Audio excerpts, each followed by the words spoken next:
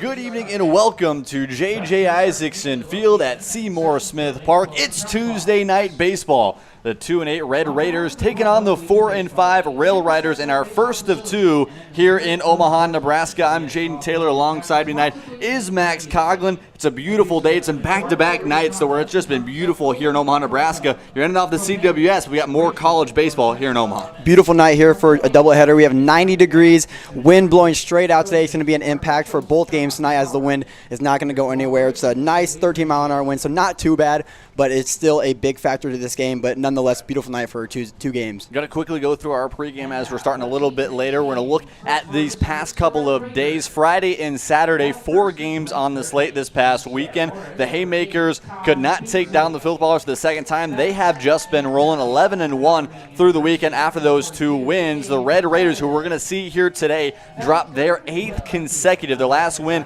was on opening day coming into the weekend. They lost to the Crop Dusters, really kind of a bullpen day, a 15-8 final in that one, just 2 days after getting no hit by Anthony Comfort and the Crop Dusters. Entirely different style of ball game where the Crop Dusters come through. In that one, the Bombers beat the Royal Blue Dogs out of Council Bluffs 9-5. The Royal Blue Dogs will see tonight in our 8 p.m. game. Then just these past 2 days, we saw another 4 games on the slate for Sunday. 2 games at Seymour Smith, another 2 games at Seymour Smith. On Monday, the Rail Riders lose the Haymakers at Seymour on our first game, or our nightcap on Sunday, then are able to pull off a huge upset, just the second loss of this season for the Filth Ballers. Last time they lost was back on June 9th up against the Bombers. 2 different streaks were closed and off the books after last night. The Rail Riders pulled through against the Filth Ballers after a couple really great nights on the mound, kind of 2 different guys that we saw. Nick Mersick was the main guy from relief for the Rail Riders, but then the Red Raiders, for the first time in 3 weeks, after taking down the Bombers 12-3 on opening day, they take down the Bombers once again, 8-6, the final. Kind of a comeback win for them. The pitching just wasn't there from mainly the guy they used all season for the Bombers, and Zane Layton. He really struggled. Zane Layton, we saw him perform so well from the start of the season, and then just that one game against the Red Raiders just did not come out to play. But I do want to mention one team that I honestly thought was not going to show any signs of improvement were the Crop Dusters. They started the season really on a low point, and they are a team that sort of started to climb their way back into the middle of the standings, and I honestly wouldn't be surprised if we kept seeing them win. Now, looking at the standings now, coming into today, the Filth Ballers are still at the number 1 spot at 11-2. The Black Sox right behind them at 6-3. 3, 4, and 5 are really jumbled up. Haymakers, Bombers, and Crop Dusters. And down the bottom here, we're going to see the 3 teams here today coming to the bottom of the standings. 6th for the Rail Riders at 7th. The Royal Blue Dogs at 3-8, and the Red Raiders could catch up to the Royal Blue Dogs and get out of the cellar with a win here today up against the Rail Riders. Looking at the 5-game slate that we're going to see here today all across Omaha and Council Bluffs. 5 games we're going to see here today. 2 here at Seymour Smith Park, 2 at Council Bluffs Field 7, and 1 an 8 p.m. game at Council Bluffs Field 8. We'll take a quick break here on the Corn Belt League YouTube channel. Once we come back, we'll get starting lineups and get you into our 5 p.m. matchup here at JJ Isaacson Field.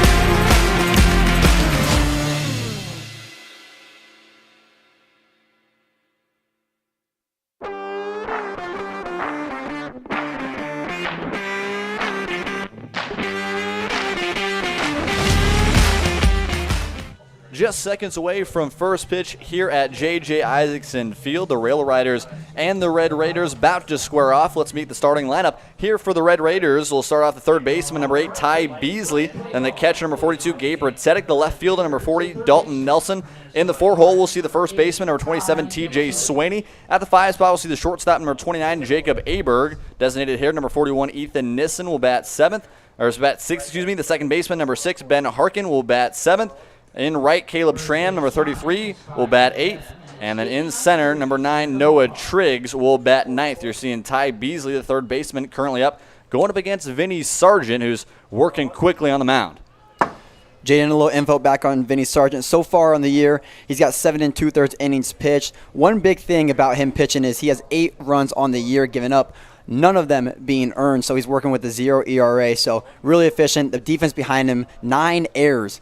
So defense has really got to work with him today if they really want to pull out this win. Yeah, so far this season, the Rail Riders in total have had 16 errors defensively, 9 of them, like you mentioned, have been the 3 different times that Vinny Sargent has been on the mound.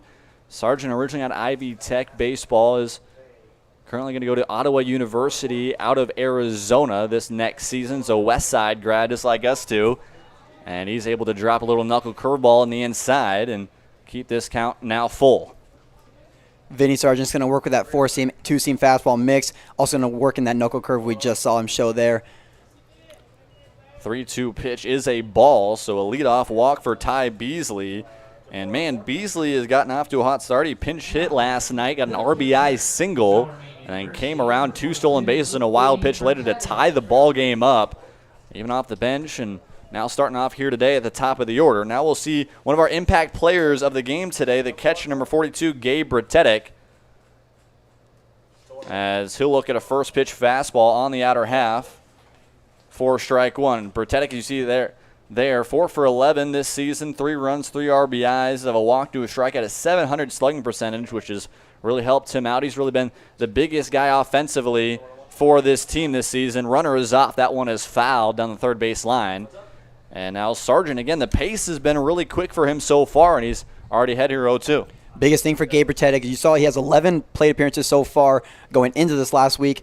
One of them only being a strikeout, so not a big strikeout guy, which is exactly what you need to get on base, get hits, and just score runs. Sargent will look over there at Beasley at first. And here's the 0-2. Could not get him to chase there. 4-seam action on the outside with the count to 1-2. Sargent, again, like we mentioned, a West Side grad, has been dealing with some arm injuries the last 2 or 3 seasons. Kept him out of his senior year, COVID summer, actually, with that group. I see another knuckle curveball there. That one fouled back. I think the biggest thing from him, he's really just kind of trying to find his groove, what really works for him. We've seen some sidearm action from him. Now he's working a little bit more over the top, and I think this has been a really good summer for him to kind of adjust and feel out some of the kinks for him.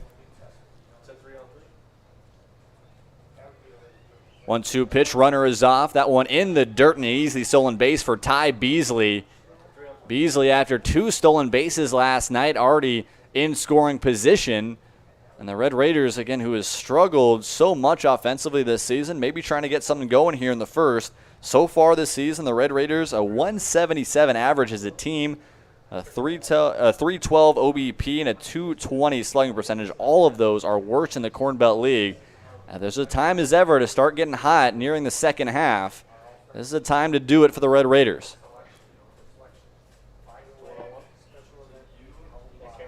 Sargent looks back at second. He'll step off.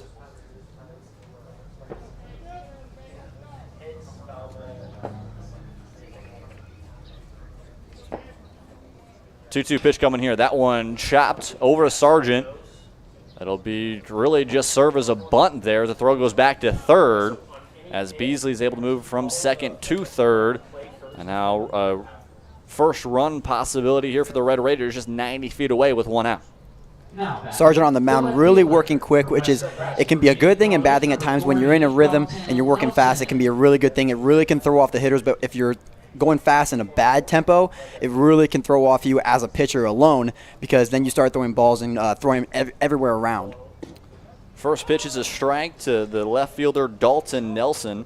Nelson this season 2 for 14, 4 for 14 with 2 singles, a double, and a home run. So a lot of power out of the 3 spot for the Red Raiders. This one lifted out into right. Garrett Globe underneath it. Looks like it will be deep enough to score the first run of the day.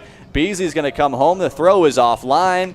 And the first run of the day is for the Red Raiders. Beasley, after a walk to start off the ball game, stole second, advanced third on a ground out, and just scored right there in a sac fly. And a really good start for the Red Raiders. The first baseman from Southwestern Community College, number 27, TJ Swaney. So a really good RBI right there by Dalton Nelson. That'll bring up the first baseman, number 27, TJ Swaney, here with 2 outs. This one driven out to right. Globe again under it. Kind of a tough play for him. Reaches back, able to make the play. And that'll be the 3rd out of the inning. The Red Raiders do score 1, do not get a hit, but they strike first. It's 1-0 Red Raiders as we head to the bottom of the 1st.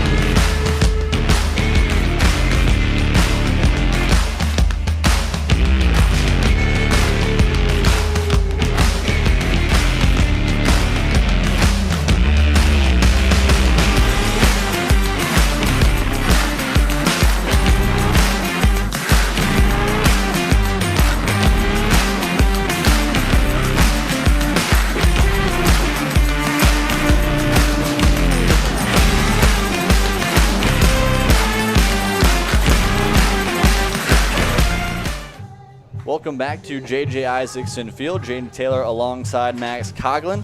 The Red Raiders strike first in the first inning. A walk and then a ground out and a sac fly bring around Ty Beasley, and the Red Raiders strike first, which has been something we haven't seen much this season. But now we'll look at the Rail Riders hitting, looking here today. They'll start it off with their center fielder, number 50, Braden Archer, which you see to the left of your screen. Then they'll do their shortstop at the 2 spot, number 16, Cole Ryan. And the 3 hole to do their left fielder, number 28, Derek Enertson. The extra hitter at the 4 spot, they'll see number 30, Cedric Dunwald. At third base, hitting 5th, number 38, AJ Urban.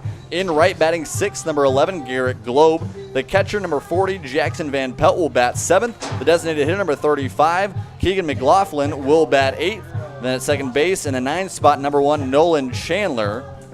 And then to round out the order, they'll see number 0, Liam Kaminsky, as the Rail Riders will elect today to do a 10-man lineup. Now looking on the mound for the Red Raiders, it's going to be Josh Ostin out of Minnesota Morris, and he's kind of had a mixed season. He's a really big guy that we've seen on the mound so far, but for him this season at 6'7", at 225, he's had kind of a mixed start. It started off the season really well up against the Bombers. He was arguably one of the best pitchers in the week. 6 innings pitched, 3 hits, 1 earned run, 3 strikeouts, just 1 walk. But since then, he's got tagged up a little bit by the Filth Ballers on June 13th, and 4 1/3 innings of work, 12 hits, 8 runs, 3 strikeouts to 2 walks, and the Crop Duster, it's kind of a middle or so inning for him, and 4 innings pitched, 6 hits, 3 earned runs, 2 walks, and 3 strikeouts. But Ostin, again, has the ability to be really this ace and the anchor for this Red Raiders pitching staff, and I think maybe an opportunity to do so up against the Rail Riders here today.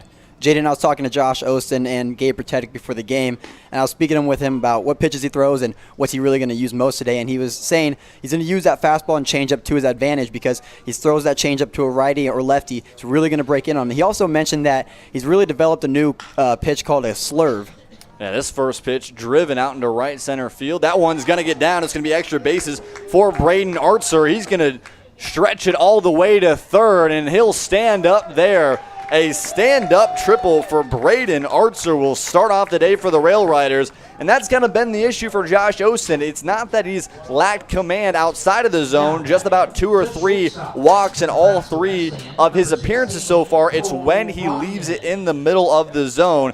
First game of the year had a 22% hard hit ball percentage. Since then, the last 2 games, over a 40% hard hit ball percentage for the opposing offenses. So he's just really mistaking a lot of fastballs, just a little bit too much in the zone, and that hurt him right there, the first batter for Artzer. When you throw strikes, you have to be able to command the ball in and out of the zone, still while throwing strikes. And if you can command the ball and just throw right down the middle, it's going to lead to some bad problems, like we just saw Braden Artzer hit that ball really hard. Second pitch is fouled back to the shortstop, Cole Ryan. Ryan 5 for 15 this season, still looking for his first extra base hit. Does have 3 RBIs and has come around to score once.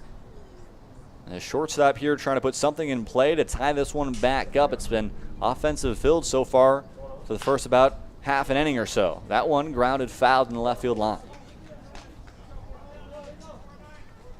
Ryan out of Mount Mercy University. Last season did play for the Rail Riders as well. Hit .282 with 7 RBIs for this group. Another guy with a lot of speed at the top of this Rail Riders lineup. This one driven down the left field line. That one's just foul. And maybe just a little bit early right there from Cole Ryan. We haven't seen Josh Osteen throw that slurve yet in the game. He did mention earlier they have a nickname for that pitch. It's called the Nasty Nasty. That's what Gabe Pertetic gave that pitch for him. But we haven't seen the slurve really been used a lot. We've seen a lot of fastballs really in the zone. There's a fastball in the zone as well, and swung on and missed by Cole Ryan. The first strikeout of the day, and a big one right there from Josh Osteen. Big time strikeout for Josh. All he can do right now is minimize as much as he can. Cannot let Braden Artzer score to tie the ball game. And so exactly what that strikeout is exactly what he needs to do. I'll bring up the left fielder, number 28, Derek Enertson. So that one's grounded back up the middle. Going to be a tough play for the shortstop. It's going to get into center field.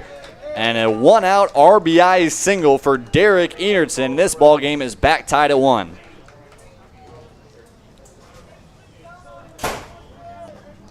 Enertson, another guy out of Mount Mercy, and he's just been one of the best offensive pieces, and that's why he is in the 3-hole for this Rail Riders team. 7 for 22 on the year, and a lot of speed too, as so far this season does have 6 stolen bases and could be a threat out there at first. So bring up the extra hitter, Cedric Dunwall, as he takes a hack at that one and misses for strike 1. Jaden, as a team together for the Rail Riders, they have a combined .244 batting average. So not the highest batting average team in the league, but nonetheless not the last. And that one's outside. We're going to back up at 1 apiece. And Osteen again is just kind of getting tagged up a little bit more. We've seen a couple fastballs just streak a little bit too much over the middle of the plate. The Rail Riders have been taking advantage of it here with 1 out. Runner is off from first. Ground ball over to second. Ben Harkin bobbles it. Throw to first is not in time. And that's a play you got to make if you're Harkin, the second baseman. And not only does that take away what would have been a double play up the middle, but it now has runners at first and second with just 1 out. Like you just mentioned, Jaden, those are the plays you have to make. The easy ground balls that you get, the weak contact that we saw a lot in the very first week that Josh Osteen gets. You got to make those plays for him to get out of the inning. That'll bring up the third baseman, number 38, A.J. Urban. 6 for 18 this season with 1 double and 2 RBI. Looking to have another one here with 1 out as he chases at a kind of slurve action right there on the outer half for strike 1.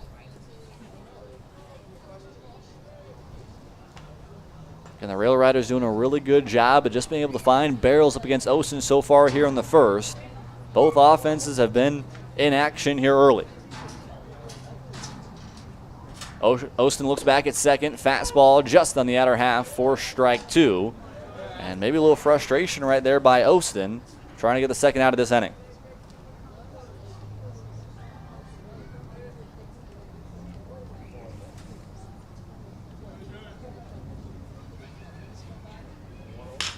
That one's going to get into the 5-6 hole. It's into left field. A lot of speed is going to be held up at third, and throw will be cut off. as Derek Enardson was held up by head coach Jonathan Francisco at third, but now bases juice with 1 out and a big spot for the right fielder in Garrett Globe.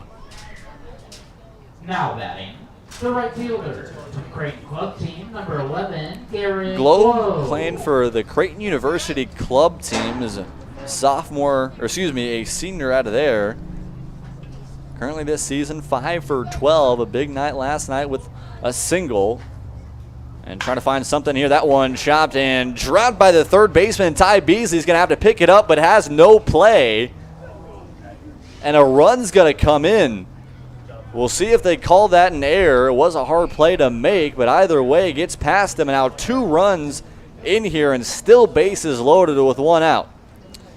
They called that an error on that play, which is I do completely agree with. You got to make that play. That's not really coming at you full force, like a lot of miles an hour. You got to make that play and hopefully make a play for Josh Austin. Just a lot of frustration on the mound so far for him. Yeah, meeting out at the mound now. 2 errors in this one, just in the first alone. If you're just getting with us, Braden Archer started off the bottom of the first here with a triple. Cole Ryan would strike out, and we thought that Austin, maybe be able to minimize here, but then a single up the middle brought in Archer. An error by the second baseman and Ben Harkin from Cedric Dunwald. Had it first and second, and then a single in the 5-6 hole as Jacob Aberg out there at short was kind of cheating a little bit towards second. That had the bases loaded, and then an error right there brings in the second run here for the Rail Riders, and that'll bring up the catcher, number 40, Jackson Van Pelt. Van Pelt looks at the first pitch fastball, and again, I think Austin's done a really good job of being able to establish the strike zone early, but it's when he's ahead in counts that sometimes he's struggled putting a little bit too much over the plate. 0-1 pitch coming here from Austin. Big swing and a miss right there from Van Pelt. I think he was opening up a little bit on that fastball. Currently see the middle infielders, especially Jacob Aberg, playing more to the center part of the field, and that 5-6 hole gap is really open for both runners on third and second base. So you got to be careful if I was Jake Erbog. You got to play a little more over to the left. Van Pelt drives this one into center field. Maybe a flare that could drop. It's going to get down. It's going to get past the center fielder and Noah Triggs. 2 runners are going to come in to score. It's going to be an RBI single for Jackson Van Pelt. And after not having a hit through halfway through this first piece of the season, Van Pelt in 2 nights already has 4 RBIs after a 2 RBI double last night. That's the infamous duck snort, as me and you like to call it, Jaden. It works perfectly for that advantage as it scored 2 runs just scored. From the University of Jamestown, number 10, Austin Shelton. We'll see a courtesy runner out there at first. Actually, my pick to be the starter here today for the Rail Riders is going to be Austin Shelton. Shelton does have a couple instances of pinch running this season. He'll be in there for Van Pelt. 4 runs already in here in the bottom of the first for the Rail Riders as the Red Raiders just continue to struggle. That one's in the dirt. They have the runner caught in between second and third. Gabe Bertetti's going to go out there. Throw to third is in time, and they get the second out of the inning as Garrett Globe kind of had a caution there trying to go to third. Didn't quite fully get the dirt ball read. Got caught in between second and third, and now a big second out here is finally trying to just get out of this inning is Josh Austin.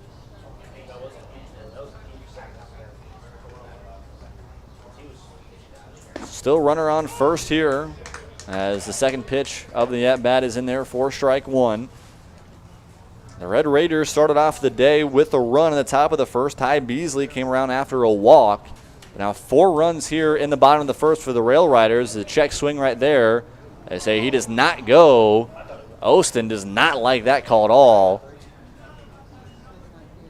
Now he falls behind here. It should be 2-1.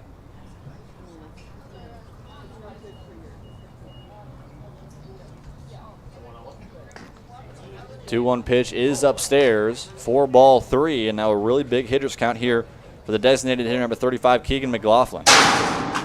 McLaughlin this season 4 for 9. Try to add something here with 2 outs. 3-1 pitch is just catches the outer half for strike 2 as McLaughlin asks back behind him. The home plate umpire has really been given really just about a half an inch to an inch off that outer half. Trying to get a lot of these hitters to swing, and the Rail Riders have done it so far. 3-2 pitch is in the dirt. That one's going to get away from Gabe Protsetic. And now Shelton is going to hold up at second. Thought he might have tried to test it to go to third, but this inning continues, and Josh Osteen just continues to struggle here. Just a lot of frustration on Josh Osteen's face, and I would be frustrated too. You get him 3-2. You thought he'd check swing on that. I'd make the count 1-2, and then you walk him on a 2-1 count. So really just not the best situation if I was Josh Osteen, and you also have 2 errors in the field behind you. So Osteen still trying to get out of this 4-run inning already for the Rail Riders. The first pitch into the 9-hole hitter, and Nolan Chandler is a strike. Chandler, the second baseman, number 1, 2 for 15 this season with an RBI. Has 4 walks compared to 7 strikeouts. That's been the biggest struggle for him as he fouls that one back, and he's now down 0-2.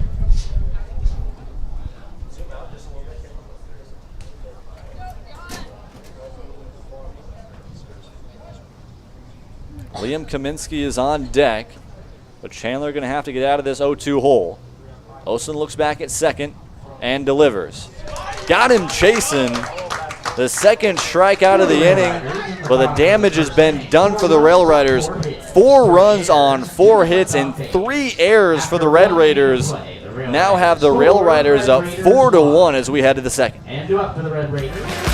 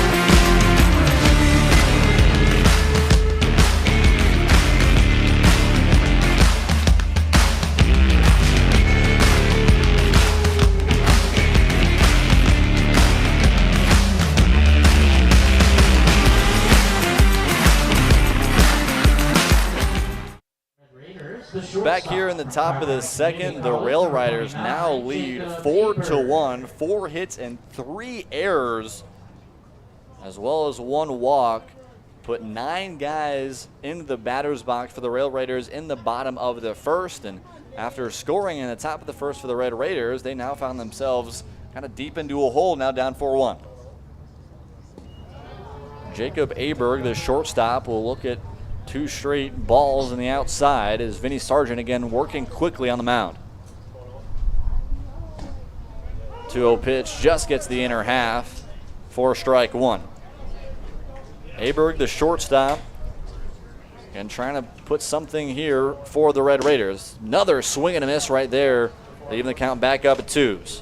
As I mentioned earlier, Vinny Sargent really likes to work fast on the mound, and as a pitcher, I like to work fast on the mound too. So I like when you're in a groove and working fast, it really throws off the hitters, and so far in this first at-bat, it really is. Definitely helps that Sargent has a little bit of a cushion here, up 4-1.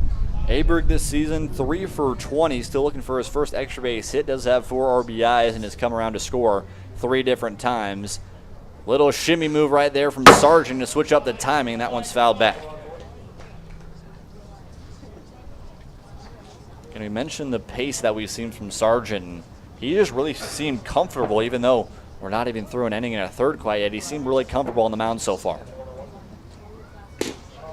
Got him chasing on strike 3. Sargent has just been dealing so far.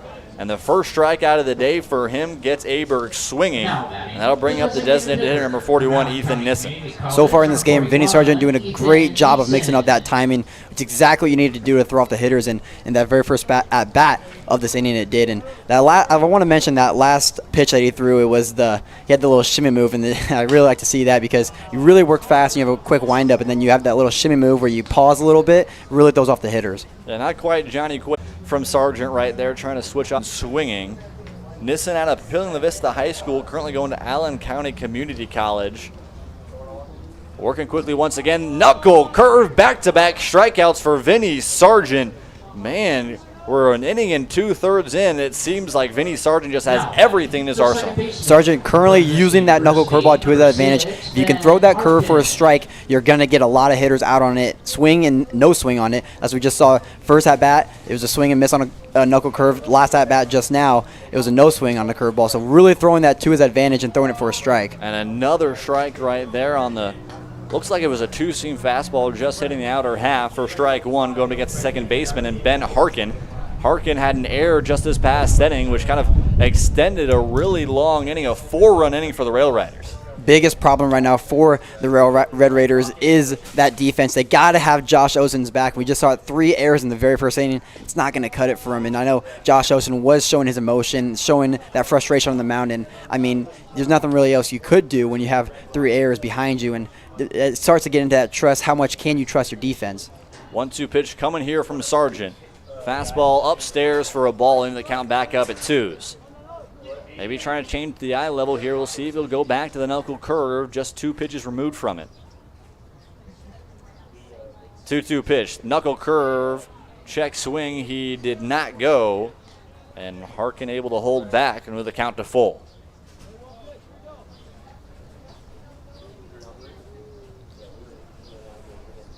Sargent looking for his 3rd strikeout just of this inning. That one chips away, goes to the backstop, and unable to work a quick 1-2-3. There's a walk for Ben Harkin.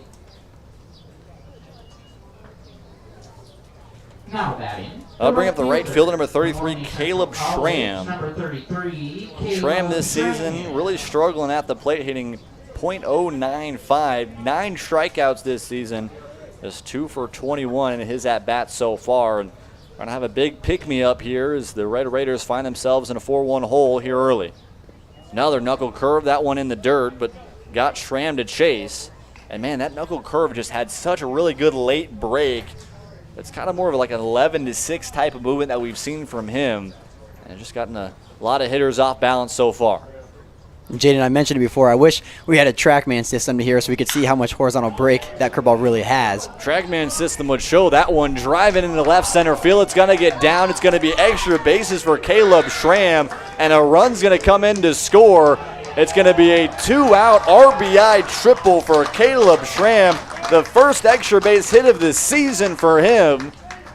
And the offense has been on display, and right after we thought a really good start to the second for Vinny Sargent. A big piece of hitting right there from Schramm, and it's a 4-2 ball game. What better way to get your first extra base hit of the summer than in that situation right there? You get another run on the board for your Red Raiders, and if I was Caleb Schramm, I'd be feeling real nice right now with an extra base hit and it being a triple.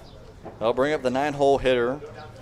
The Red Raiders are going to be working 9 here today. It's going to be center fielder number 9, Noah Triggs, as he grounds this one into the 5-6 hole. 2 runs going to come in here in this second as Schramm cross home plate, and an RBI single to make it 4-3 for Noah Triggs. Vinny Sargent really working like Josh Osen. You put that fastball, when you work in the zone, you got to be able to work in and out. You can't just work middle, and that's exactly what we saw in both those last hitters. You throw that fastball right down the middle, and it's going to get hit into spots where the fielders aren't. Bring back the top of the order here for the Red Raiders. It'll be Ty Beasley, the 3rd baseman.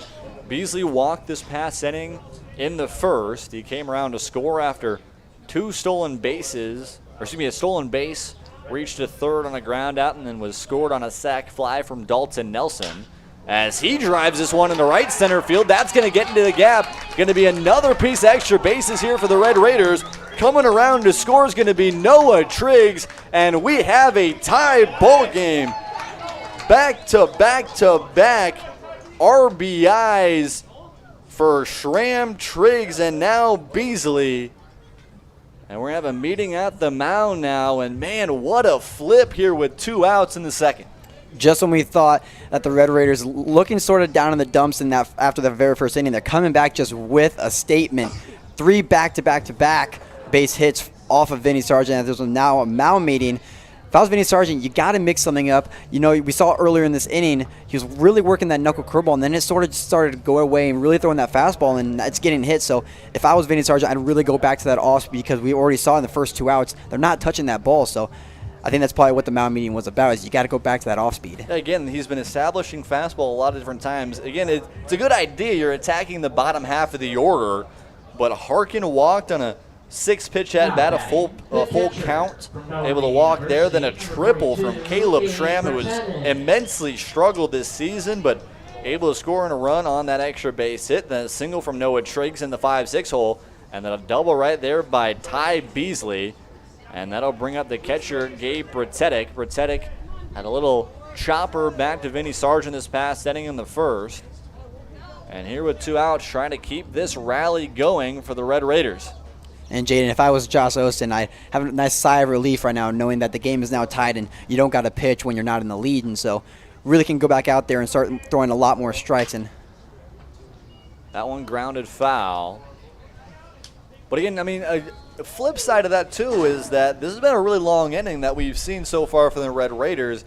Kind of thinking is he going to be able to go back out there and be as consistent with so much time breaker? Does he need to get kind of warm back up a little bit? That's going to be a big thing to see here in the bottom of the second.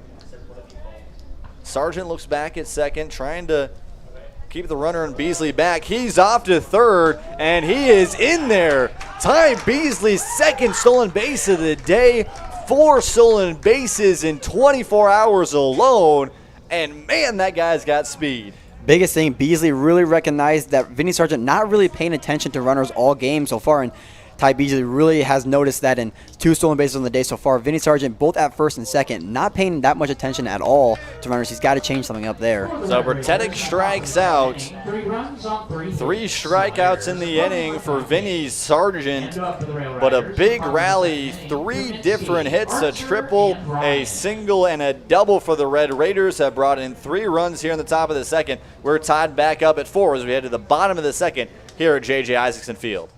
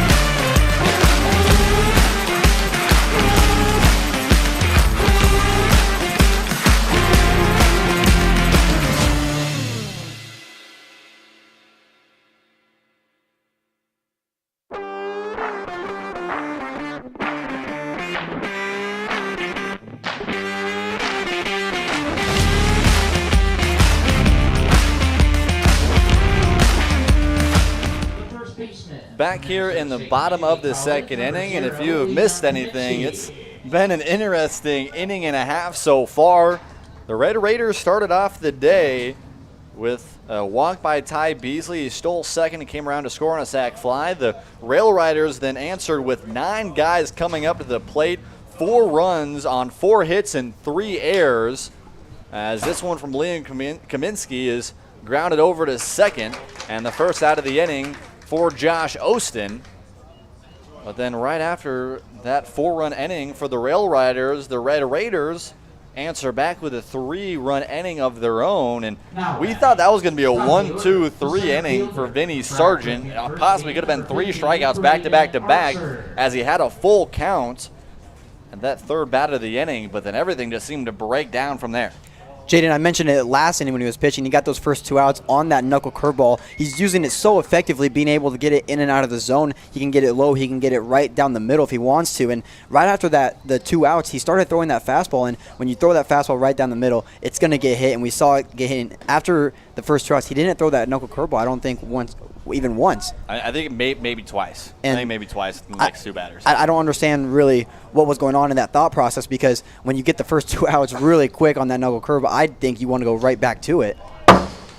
This one's fouled back. Ostin, and I think that's kind of been the problem for both these pitchers here today. It hasn't been a lack of command. They've been able to find the zone really well, but they've kind of left it over the middle of the plate a little bit too much, and that was the case to start off the game to this batter right here, and Braden Archer. Archer started off the game with a triple as he grounds this one back to Ostin, and he flips it over to first just barely in time to be able to get the second out.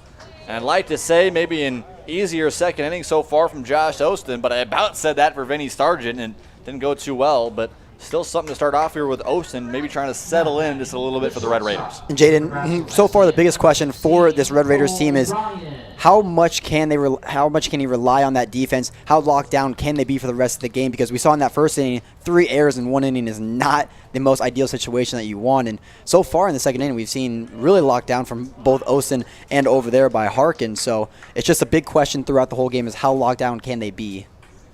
That was 29 pitches and 22 of them being strikes for Ostin in that first inning as he gets another ground ball over to short. Aberg picks it up, throwing to first. Beautiful pick by the first baseman in TJ Swaney. It's a 1-2-3 inning for Josh Ostin, and maybe a little more confidence for the 6'7", 225-pounder. And we'll head to the top of the third. The Red Raiders may be trying to find themselves the lead here.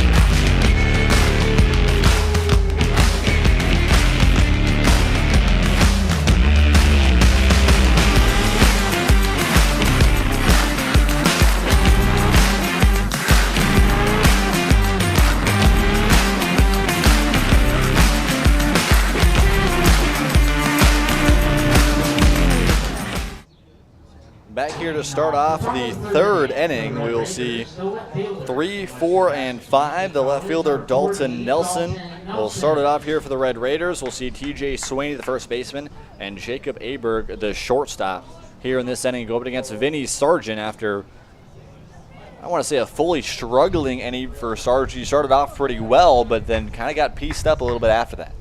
And we mentioned it earlier, and he just threw it, the knuckle curve. He's really got to rely on that pitch, because it seems so far that's the only pitch that is not being hit, because his fastball, we saw after the first 2 outs last inning, they really pieced up that fastball. And once you leave that in the zone, hitters are going to hit it, because that's exactly what they do. And you just got to rely on those pitches that they're not hitting to really get those outs. Now after really finding a lot of command for Sargent, he's struggling now down 3-0 to the left fielder Nelson. Nelson got the first RBI of the day on a sac fly back in the first. He looks at a 3-0 fastball in the outer half, and I think definitely in these kind of spots to where we're early on in this one, there's no way you're getting a green light on that one. 3-1 pitch coming here from Sargent. Got him chasing, but barely fouled off by Nelson, and counts now full 3-2.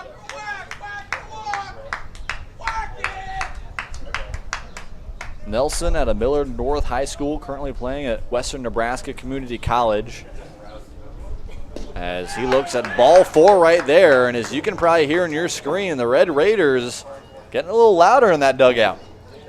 Right now, for both these teams, tied 4-4 in this ballgame, both pitchers got to do their best to minimize the score. You can't have those walks like we just saw, that start to the 3-0 count, and then you go to 3-1, then you walk up on the very next pitch. You got to minimize the runners on base, and Vinny Sargent just really got to do his best to hold runners on better than he has earlier in this game.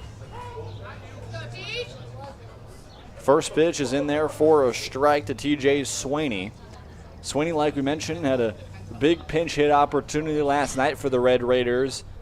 Was able to tie it back up. Another Minnesota Morris guy as he grounds this one over to second. Possible double play. 4, 6, and 3. Double play for the Rail Riders, and a big pick-me-up for Vinny Sargent right there.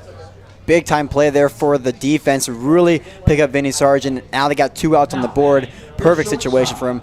Yeah, Chandler flipped it over to Ryan and threw it on to Kaminsky.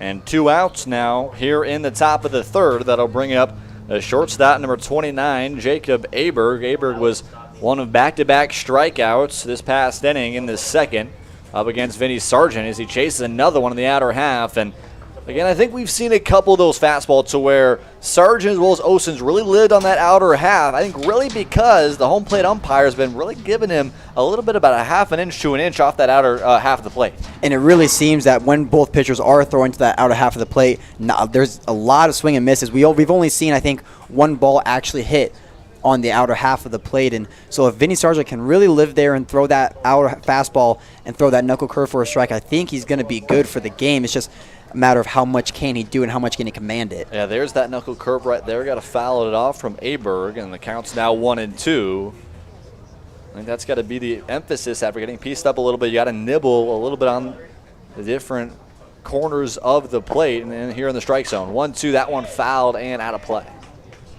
We ask that you please turn all foul balls to the first or third base dugout.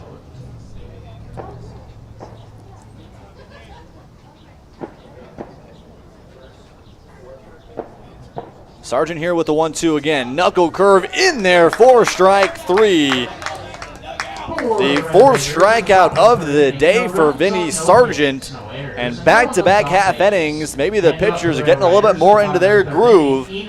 1, 2, 3.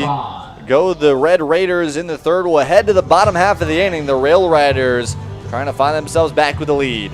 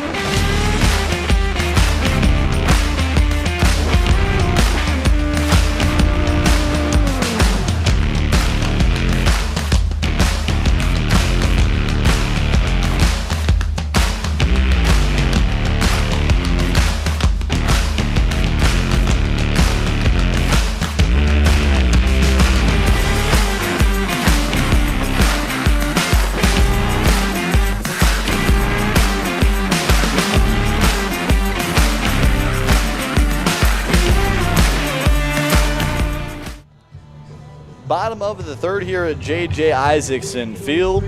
Back-to-back half innings after really struggling. These two starting pitchers maybe settling in now here as we get to the third. both pitchers really starting to find their groove. We saw that knuckle curve for Vinny Sargent really using to his power. We just saw that last strikeout was on that beautiful knuckle curve right down the middle. And Josh Osen really working to his groove. He's getting a lot of that weak contact, like you mentioned earlier in the broadcast. He gets a lot of that weak contact, but then he relies on that defense. And sort of the defense is grooving, really settling in, and it's just a matter of how long can they keep going and making those plays for him. Yeah, 3 errors in the first for the Red Raiders. Really did not help out their starting pitcher in Josh Osten.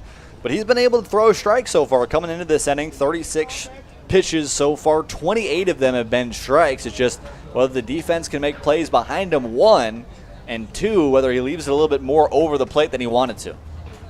This is the left fielder, Derek Enertson, as he grounds this one over to third. Ty Beasley, high throw onto first in time.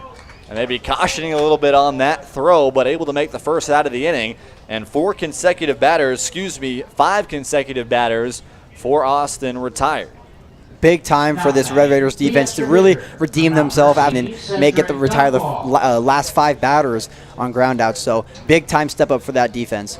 Yeah, there was 3 groundouts this past inning in the second. 1 back to Austin, 1 to the second baseman, and 1 to the shortstop. As a high pitch right there to the extra hitter, Cedric Dunwald. Again, for those who don't know, the Corn Belt League does have the option for teams to bat 10. A designated hitter and an extra hitter. Doesn't have to happen, as we see the Red Raiders here today just batting 9. But it is a chance for guys to get more opportunities at the plate and get some more swings in, which is kind of the name of the game here in developmental college ball.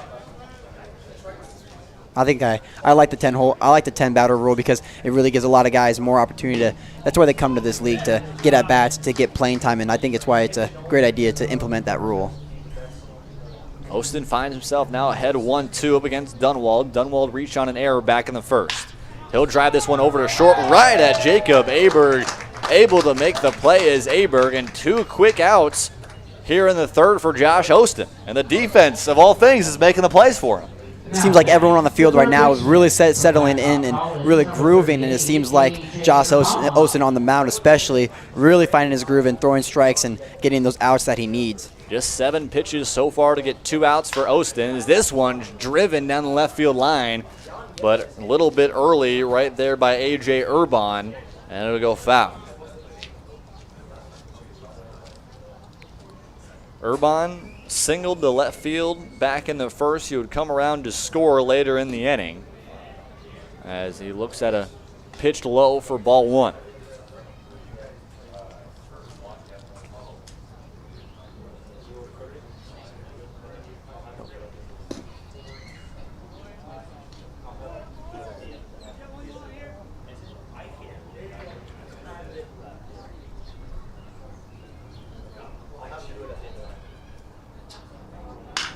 Another ground ball, hot for Jacob Aberg. Throw on to first in time.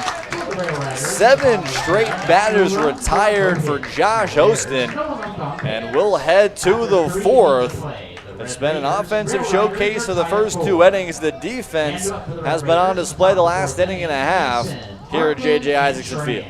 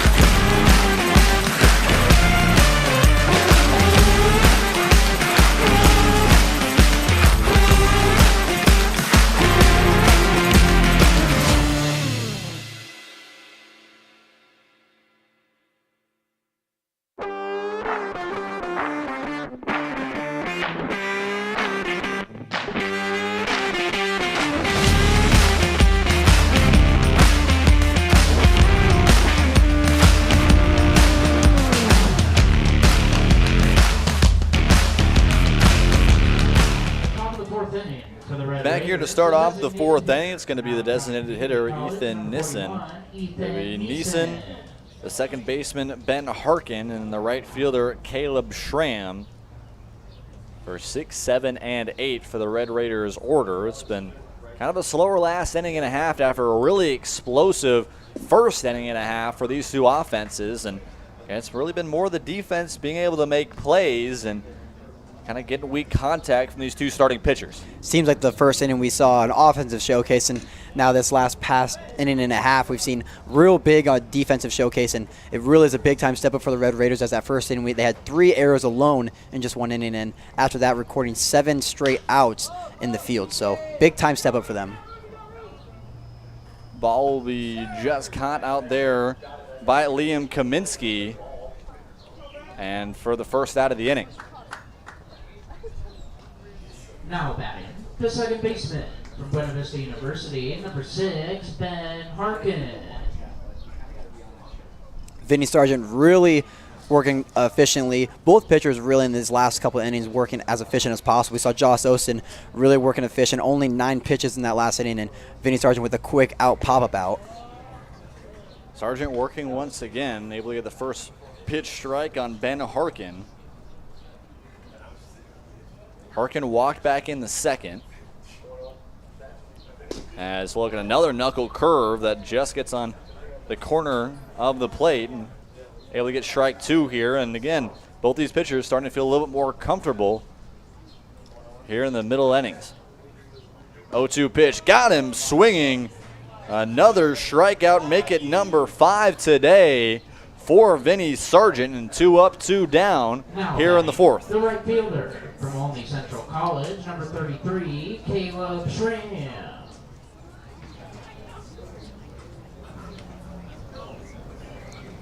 So bring up the right fielder, number 33, Caleb Schramm.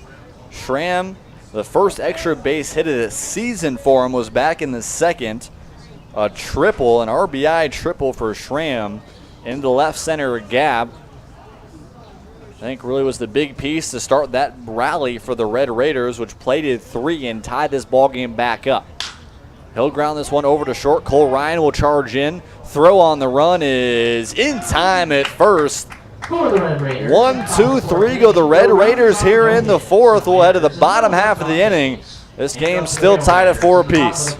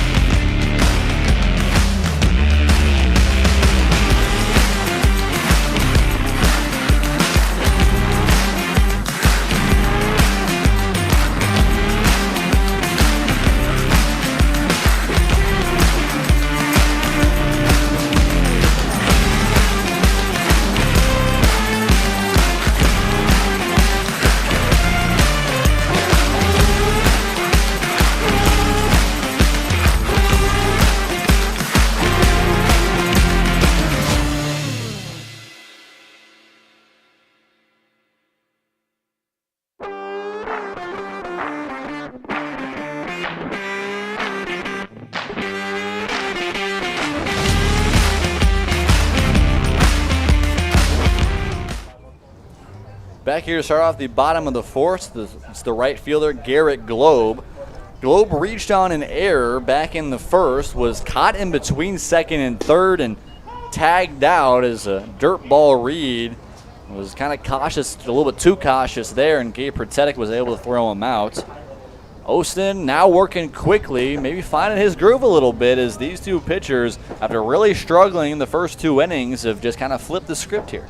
I could agree with you on that one right there. First 2 innings, I completely thought that we were going to see a real big offensive showcase here the whole game, a really big scoring game. But so far, both these pitchers after that second inning really have started to settle in their groove and really working that 1-2-3. I think for the last 2.5 innings, we've seen both pitchers really work 1-2-3. And this one chopped over to the third. Strong throw from Ty Beasley in the dirt, and another beautiful pick by TJ Swaney for the first out of the inning. And after 3 errors in the first, this defense has just been immaculate so far. And again, you look maybe at the score sheet after this one, and you're going to say, okay, the defense really struggled. And you can say so for that first inning, but since then, they've come up in big moments. I will say that play by TJ Swaney he just made that is a really hard play if you really think about it, because they could look at this field, and there's a lot of that lip right there at first base.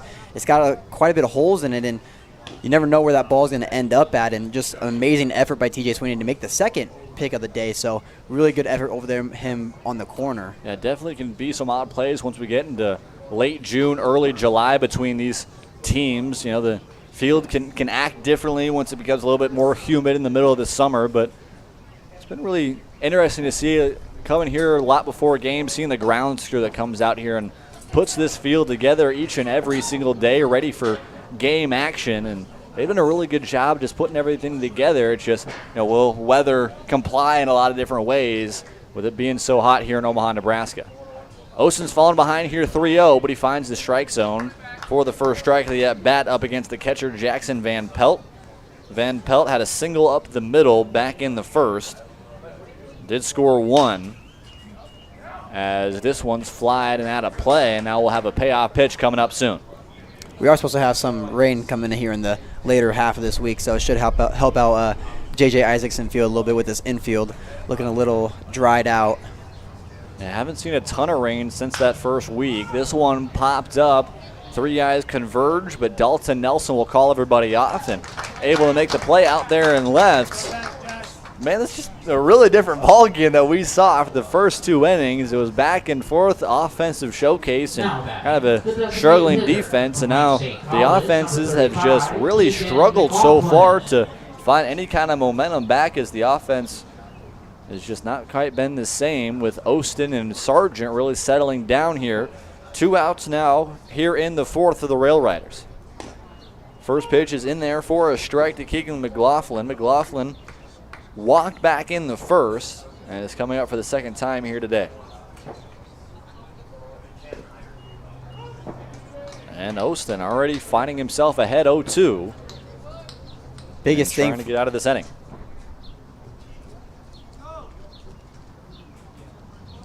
0-2 coming here.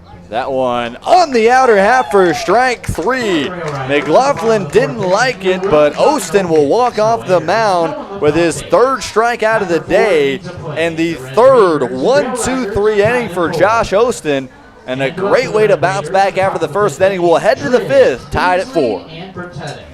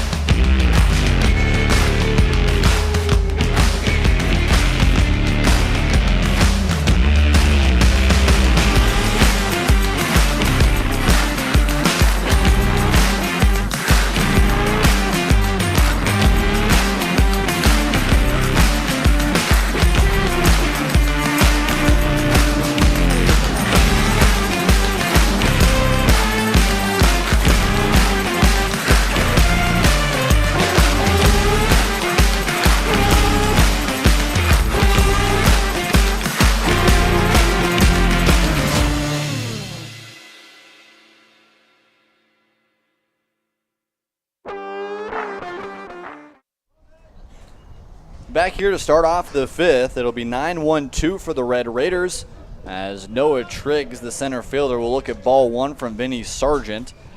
Triggs at a single back in the second, but I think the story of the day so far is how well both of these starting pitchers and Vinny Sargent, Josh Ostin, has been able to bounce back after a struggling first 2 innings. Sargent with the 2-0 is in there for a strike. That was a big kind of pick-me-up pitch right there from Sargent after being down 2-0. The pace is still there from Sargent, and he delivers once again with that fastball. You mentioned you want to see a little more of that knuckle curve, but right now Triggs is really behind. I wouldn't be surprised to see another fastball here on the 2-2. There it is, but it's outside, trying to get him to chase. Maybe a little bit of a waste pitch there. I think really an entire mix to see what you want to see from Sargent here with a big payoff pitch here to start off the fifth. Another fastball outside for a walk. And it's the fourth walk of the day for Vinny Sargent. It's the third at the start of the inning. Had a walk to start off the inning to Ty Beasley back in the first.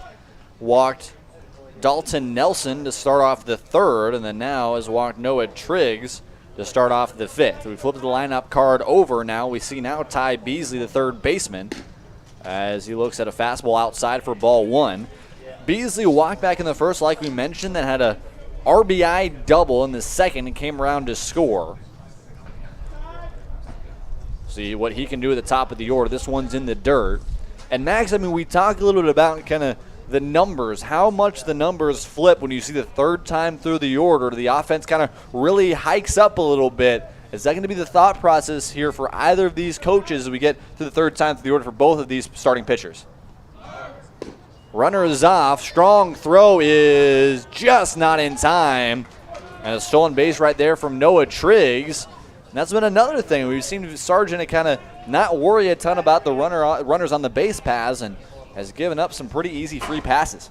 Jaden, to answer your first question, is you look back at the last time that this order hit, go back to the second inning, and this is where they scored a lot of their runs, and this is where Vinny Sargent really started to throw that fastball a lot, and it started to get hit. So Vinny Sargent has to have that in the back of his head that this part of the order can really hit that fastball. So we just saw that knuckle curve being thrown. So if I was Vinny Sargent, I'd really rely on that off speed, that changeup, and that knuckle curve that has been so effective today. 3-1 pitch coming here from Sargent. High fastball, got him chasing was Beasley. And now the count moves full. Runner in scoring position here for the Red Raiders, trying to find themselves a first lead since the top of the first inning. Here with nobody out. Sargent looks back at second, delivers. That one fouled straight back. And to the 3-2 pitch once again. And I do want to mention something else about Vinny Sargent is we saw him in that first couple innings. He was really working quick, and he was mixing up that timing. And the very first batter of this inning, he really was working at the exact same tempo and was not really mixing up his timing, which kind of probably was throwing himself off because when he was mixing up that timing and doing that little shimmy move, it really was working to his favor. 3-2 pitch once again is outside. Back-to-back walks now for Vinny Sargent. And 2 on and nobody out here for the Red Raiders. And a big chance here for the middle of this order to possibly get something on the board and take the lead back. With the catcher, Gabe Ratetic. We talked about him as one of our impact players coming into today. Has struggled today with 2 at-bats at a chopper back to Sargent, the pitcher, and then a strikeout back in the second. Trying to find a big RBI here. That one into the 5-6 hole. Maybe too hard for Derek Enertson out there, and left throw goes into third as Ty Beasley will stay at second. Noah Triggs will stay at third, and now bases juiced with still nobody out here for the Red Raiders. And we now see 2 guys at least stretching out in the bullpen for the Rail Riders. We'll see how much of a leash they're going to give Vinny Sargent here, but there's still nobody up and throwing. This is very likely going to be his inning. 2 walks and a single. Now here in the fifth of the bases loaded. They'll bring up Dalton Nelson. Still doesn't have an at-bat so far as he looks at strike 1 on the fastball. Had an RBI back in the first and a sac fly to right. And then walked back in the third. Another big RBI spot here for Nelson. That one fouled back straight at us. And Sargent to spot now. Again, this is a time, especially with nobody out, you got to bear down and get one yourself for your Sargent.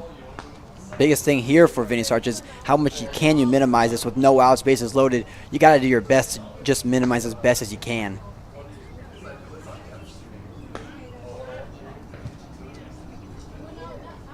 Sargent with the 0-2. This one popped foul and out of play once again. And a really good job so far from Nelson just to be able to stay alive. And we do got a pitcher warming up over there in the Rail Riders bullpen. It's number 47, Cody Heidenreich. I think Heidenreich hasn't even seen him pitch so far in this one. 0-2 is outside once again from Vinny Sargent. Like you mentioned, Heidenreich in the bullpen. We'll see possibly two guys working in the bullpen here in a moment. Again, we'll see how much more of a leash they want to have with Vinny Sargent here. Still nobody out and bases loaded in the middle of the order here for the Red Raiders. Swing and a miss, got him. A big strikeout right there for Vinny Sargent. So far today, that's his 6th. And the first out of the inning here, and still a long way to go, but the momentum could be huge. Sargent can find some way out of this inning with maybe at most just one run allowed.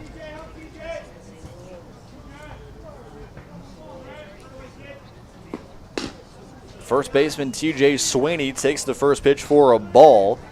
Sweeney, another guy to the middle of the order that has kind of struggled so far today. Flew out to the right fielder back in the first and then grounded into a double play, which kind of broke up an inning back in the third. 1-0 pitch from Sargent. This one driven down the left field line. It's going to get off the glove of A.J. Urban. Everybody's going to move up one base, and the Red Raiders take the lead back. It's now 5-4.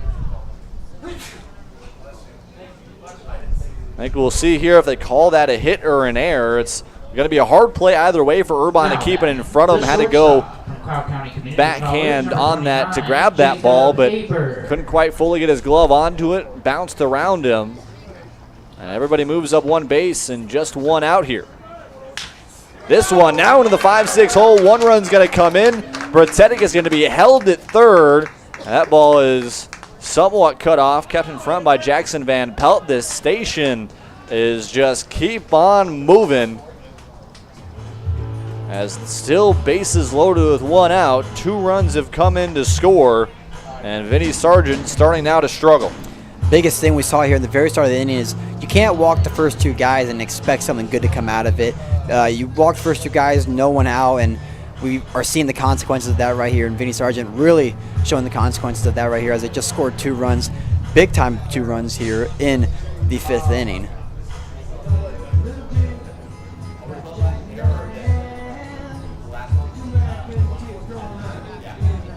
What?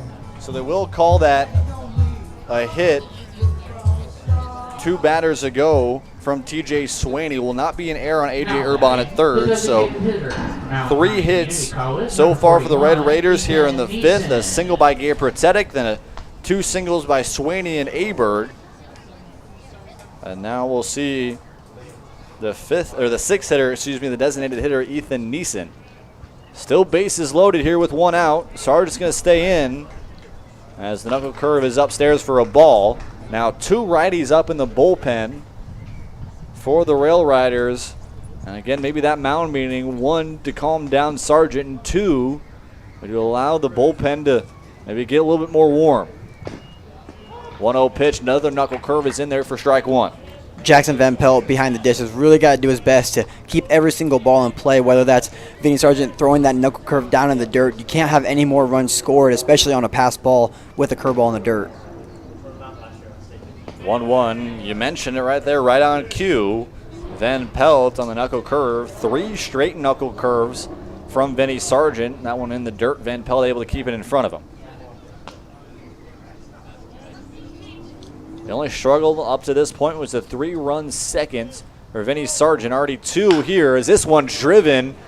A high fly ball deep left field, and it's going to drop. Derek Enertson couldn't see it. It went way past him. 2 runs are going to come in, and somehow it's just a single for Ethan Neeson. Jacob Aberg didn't know where it was still on first base, and only reaches up 90 feet closer. But either way, 2 more runs come in to score here on a really odd play all around. Derek Enerson was about 10 feet left of where that ball dropped, and maybe 20. Maybe 20 even. That was just miscommunication from yourself on that play. You can't really see the ball, especially when the sun is still up in the sky, and that's just a play. If I was Vinny Sargent, that's just the most unfortunate play that you could happen. Luckily, only a single happened on that, but I think that was probably the longest single that we've seen of the day. 315 feet to the warning track. But that'll be the end of the day for Vinny Sargent. We'll take a quick break here on the Corn Belt League YouTube channel. Once we come back, we'll meet our new starting pitcher.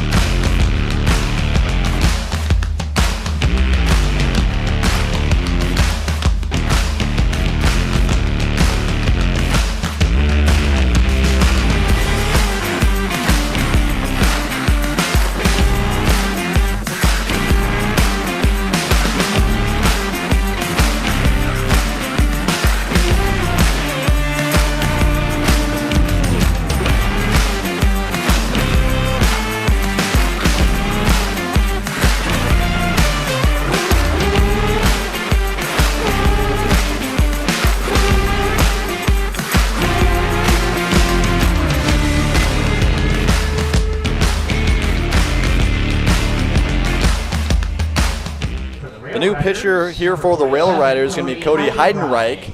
Heidenreich does not have an outing so far this season. Was not even listed as a pitcher coming into this one, but is out of Nebraska Westland and is in a big spot here. That one in the dirt. As able to get back was Jacob Aberg. The final line of the day for Vinny Sargent, 4 1/3 innings. 8 earned runs so far, but both guys on the base paths are his duty. 7 hits for him, 6 strikeouts, but 5 walks. And a struggling day for Vinny Sargent. He had a really strong first. The defense didn't help him out as much as 1 walk, and able to work in a run for the Red Raiders. A struggling second, worked a really good 3rd and 4th, and then 4 runs so far here in the 5th. Runner is off. Both runners are off. It's going to be a double steal. Jacob Aberg stole first going to 3rd, and Ethan Neeson kind of saw him, had a little bit of a delayed steal to 2nd. And now 2 runners in position. Pitch here is in the dirt to Ben Harkin. Harkin, the second baseman, had a walk back in the 2nd, struck out in the 4th. 4 runs already here with just 1 out here in the 5th. It's now a 4-run lead for the Red Raiders. A much-needed strikeout right there by Heidenreich. And we'll now have the 9th batter of this inning. We'll bring up Caleb Schramm. Schramm, the right fielder, had a big triple, which kind of started the rally back in the 2nd. A 3-run second for the Red Raiders, then grounded out to the shortstop back in the 4th. Another spot for an RBI here for him. Did have that 1 RBI in that triple like we mentioned in the 2nd. 1-0 pitches in the dirt. So I think maybe some question marks again, maybe for Austin Shelton, some different guys that we maybe thought were going to be here today. Matt Kelfkin is lined up to be the Game 2 starter here in the doubleheader for the Rail Riders. Another swing and a miss right there, as we've seen a couple of them Heidenreich's been able to get so far in this one from Schramm. Riley Lang is not available today, nor is Garrett Vosika. Both of them pitched the last 2 days. It's been a very busy week for the Rail Riders, and it's now found their arms really taxed so far. Rail Riders really have to do everything in their power to come back in these next 3 innings if they want to have any chance of winning this game, because Vinny Sargent really did not give him any help in this last 5th inning. 2 walks in the first inning is going to kill you no matter what happens, and especially with no outs going, and it just leads to disaster, and we've seen it so far. 2-2 pitch right there was in the dirt, somehow off the kind of left pelvis of Jackson Van Pelt. He was able to keep it in front of him. He was trying to dive towards it. Now a 3-2 pitch here. 1 base is open. 2 runners in scoring position. Swing and a miss right there. Cody Heidenreich comes in a big spot, limits the damage with back-to-back strikeouts. However, the damage has been done. 4 runs here in the top of the 5th for the Red Raiders, and they lead 8-4 as we head to the bottom half of the inning. The Rail Riders trying to find some life after losing the lead.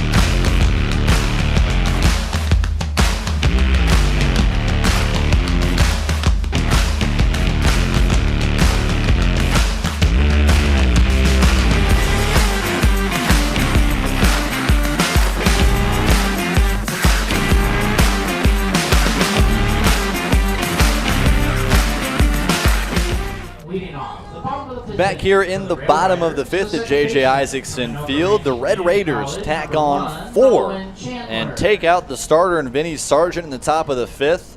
4 different singles as well as 2 walks brought around the 4 runs. They batted around the order. 9 different guys came up to the plate. And Josh Ostin, after a struggling first inning, 4 runs put on him then, as we kind of mentioned it, flipped the script a little bit. He's found himself a lot more comfortable on the mound. Looking at the 9-hole hitter, Nolan Chandler. Chandler lifts this one down the right field line. That one's fair for extra bases. Schramm able to cut it off. Throwing to second is just not in time. Chandler was slowing up a little bit, not quite thinking that the ball was coming towards him, and almost was able to get the tag with Jacob Aberg, but either way, it's a leadoff double for Nolan Chandler here in the 5th. Big-time star for the Rail Riders. Right after the Red Raiders scored, it seems like every single time they scored that the Rail Riders had an answer for him, and Josh Ostin has to do his best here to really not let them give any sign of hope back in this game. Yeah, Ostin so far today, in 4 innings of work, had those 4 runs back in the first. Just one of them was earned after 3 different errors on the Red Raiders defense. Has 1 walk compared to 3 strikeouts. That one's inside, gets away from Brtetic, but not far enough away for Chandler to advance. And here's the count back up at 1.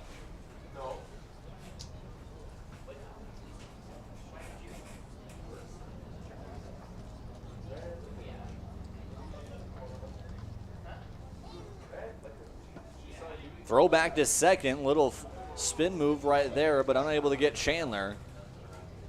I know we had a lot of experience doing this just about every single day.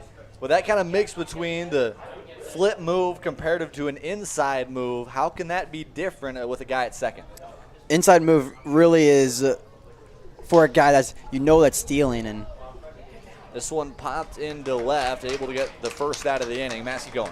So inside move really, it's really more like the slow move. When you pick up that leg, you go right over your other leg and try to get him. It's not fast at all, and it's really to throw off the runner at the base, because you can get him more leaning. And when you get that quick move and you turn over to the other side, that's the move that you really try to get that bang bang play on. You try to get that out like he just did, and almost got Nolan Chandler on that. He was kind of slipping a little bit, but now Nolan Chandler really knows he's got to be safe over there because he knows Josh Austin now is not scared to throw back on him. We'll bring up back to the top of the order, and Braden Artser. Artser had a triple to start off the game, as he'll call time there. A triple back in the first, grounded back to Austin in the second. Is coming for the third time here today in the fifth. And again, we talked about it for Vinny Sargent. The numbers do heighten up the third time through the order, and we're now to the third time through the order for Austin. Little chopper over to third. Beasley throwing to first, not in time. Loads of speed for Artser, able to beat it out in an infield single. Now runners at the corners here with just one out. And again, maybe something going here for the Rail Riders trying to answer back. Seems like Archer teleported down that line. He was moving as fast as he could, and turns out in his favor. And like I mentioned earlier in this inning, it seems like after every time you score, a team wants to answer back, and Rail Riders are really close from answering back, as now both runners are on the corners, and Josh Austin with one out has got to do his best to minimize as much as he can. Even though he's got that 4-run lead, he's got to do his best to not give up any more runs and not really give the Rail Riders any hope in this game. Would not be surprised to see Artser off here in the first two pitches. 7 stolen bases this season, has just been caught once. Runners at the corners here. Artser is off. Throw down to second is into center field, and Chandler's going to come in and score. We spoke so many good things about the defense these past 3 innings for the Red Raiders, and another blunder right there. Gabe Britetic, a strong throw on to second, but kind of a missed hop right there from Jacob Aberg. It goes into center, and that's kind of how the speedy offense that we've seen from Braden Artser and this Rail Riders team can cause havoc, and cuts the deficit to 3. Another chopper over to Beasley at third. Throw on to first is in time. And good job to be able to hold Artser back at second. And now 2 outs here in the fifth. I do want to mention on that last play that happened, Archer stole that base with Nolan Chandler on third base. As a catcher, you really got to make that wise decision on, it's got to be the most on-perfect shot that you can make, or else that runner on third base is going to score every single time. And just like we just saw, the throw was on target, but it had that one little hop, and just for Jacob Aberg over at shortstop couldn't really make the play, and it scores. And so it's that you got to make that play, and you got to make the risky decision on if you make that throw. This one flared out into right. That one's going to get down by Derek Enertson. Strong throw. Gets home, but it keeps Artser at third.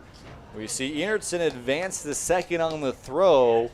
And I know from at least our coaches, Max, that throw's a really good throw, but definitely not through the first baseman, the cutoff man, and maybe some words either way on where that throw should have been.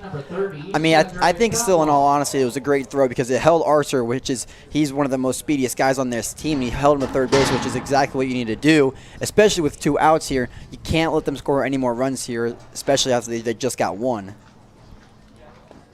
First pitch swinging for a strike from Cedric Dunwald. Dunwald, the extra hitter today, 0 for 2. Did reach back in the first on an error by Ben Harkin, the second baseman, but lined out to Jacob Aberg back in the third. Looking for a big RBI opportunity to bring the Rail Riders a little bit closer back in this one. Still nobody up in the bullpen for the Red Raiders. It looks like they're going to keep Austin at least through the end of this one, at least one more. There is possibly a righty up in the bullpen currently for the Rail Riders, at least getting stretched, maybe ready for the later innings. This one driven to left field. That one's going to get down. 1 run's going to come in. The second runner's going to be held at third. And now runners at the corners here. Another big run for the Rail Riders. And we're now to a 2-run ball game with still 2 outs here in the fifth. Rail Riders really doing their best job of just chipping away at runs, and it's exactly what they need to do off a pretty good pitcher like Josh Austin. He's been really in his groove after that second inning. He's been in his groove, has been throwing up all zeros except for this inning, and this is what you got to do off of a good pitch. You just got to start chipping away and really taking advantage of the mistakes that he has with his pitches. And we talked about how the numbers heightened for the offense the third time through the order, and it's kind of been case in point right here these last 2 innings. The third time through the order for Vinny Sargent. Kind of got pieced up a little bit, and Austin, after starting off the inning pretty well, has had the same thing happen to him. This little fly ball going to be a hard play out into right field. Diving play, it's going to get down. Caleb Schramm couldn't make the play, and a bloop single for A.J. Urban. And now it's just a 1-run ball game. It's 8-7. Second duck snort of the game, and it works out into Rail Riders' favor, as now the tie and run is now at third base. Big time spot here for both Josh Osen and the Rail Riders. And I know, we're both POs, and that's a pitch right there that you give up, you win that pitch, right? You got him missing, you got him underneath it and really jammed, and he still somehow gets a hit out of it. Personally, for me, I despise that.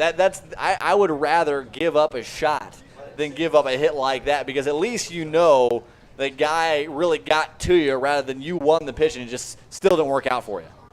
This will be popped up, still possibly in play, but it'll drop in front of the Rail Riders dugout. And Jaden, that what you just said, that could be a debatable discussion there. I'd rather give a bomb than a duck snort hit right there. I would say a bomb, but I'd rather give up a piece shot. Like, I'd rather a guy barrel me up than I win the pitch. Everything's where I got you under it. I got you jammed too, and somehow it still falls. I could agree with that. Now I understand what you're saying, and yeah, but I'd say duck snorts are probably, as a pitcher, my biggest pet peeve. 0-2 pitcher is upstairs, maybe trying to change the eye level right there of Garrett Globe. Globe, the right fielder, reached on an error back in the first and grounded out to the third baseman this past inning in the fourth. It's a one-run ball game. Things got to calm down from the third through the fifth, but kind of ramping up here in the bottom of the fifth. And Jaden, you always, if I was Josh Osen, you really got to still recognize that you still have the lead here with 2 outs and 2 strikes, and you just got to hold that runner on third base to everything you can.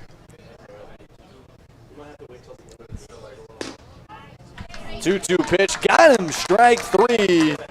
Globe not happy with it. It was definitely a borderline call, but either way, Osten gets his 4th strikeout of the day and ends the inning. But we got a ball game, folks. Red Raiders 8, Rail Riders 7, as we head to the 6th.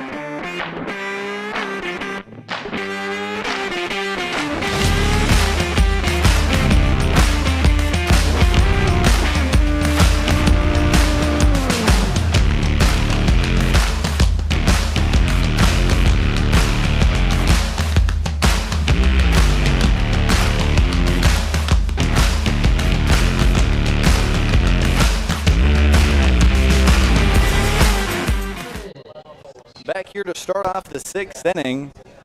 A couple runs make it 3 for the Rail Riders in the bottom of the 5th. Have made this one a ball game. It's 8-7.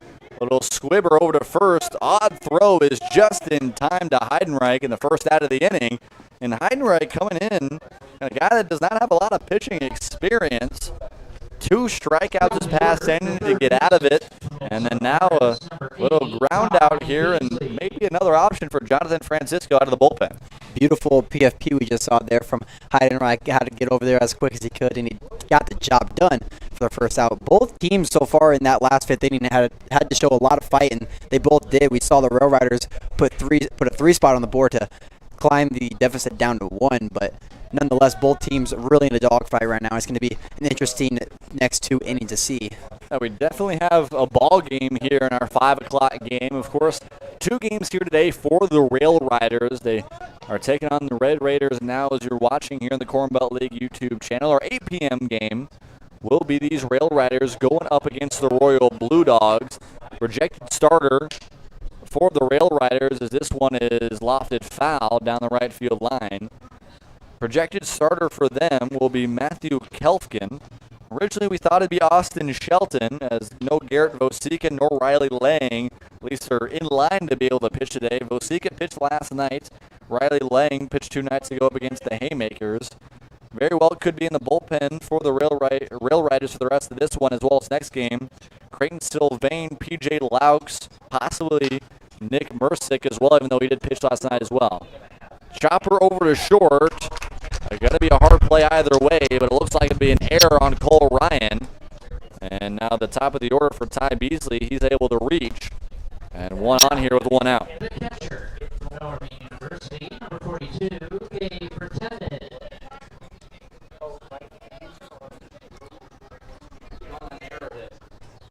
Jaden, I believe I'm looking in the bullpen right now for the Rail Riders, and I believe that is number 7, it takes a look like.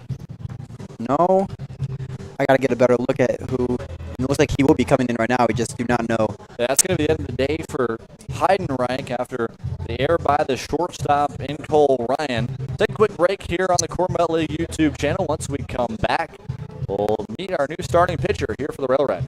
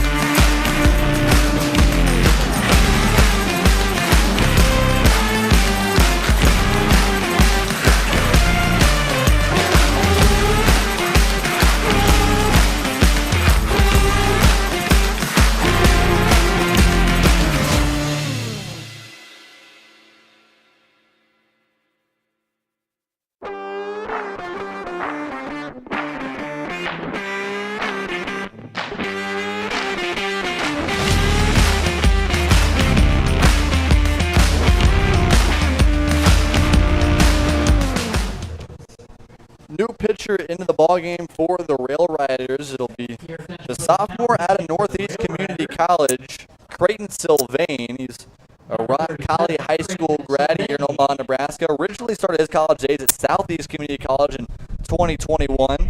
This past spring for Northeast had 25 appearances, was 5-3, had a save and 44 innings of work, a 4.03 ERA, 42 strikeouts and 18 walks.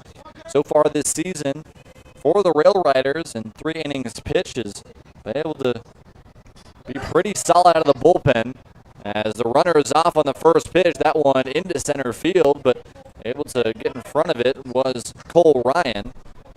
As you see, Ty Beasley, man, he is just so fast at a leadoff spot. That's his, I believe it's his 3rd stolen base today, the 5th in the last 2 games. That's been in less than 24 hours from now. Sylvain this season, like we mentioned, 2 times out of the bullpen, 7 strikeouts to 1 walk, does not have an earned run allowed. Has a .33 whip. So really the strongest guy for the Rail Riders out of the bullpen this season is in a big spot to keep this one a ball game. So Red Raiders still trying to hold on to an 8-7 lead. Off speed right there outside, and count moves to 2-1. Sylvain has got to do his best with 1 out to minimize that runner on second base, especially being Ty Beasley, one of the fastest guys on this team. And you got to do your best to minimize and not let them score another run. Another slide arm little slur that gets in there for strike 2.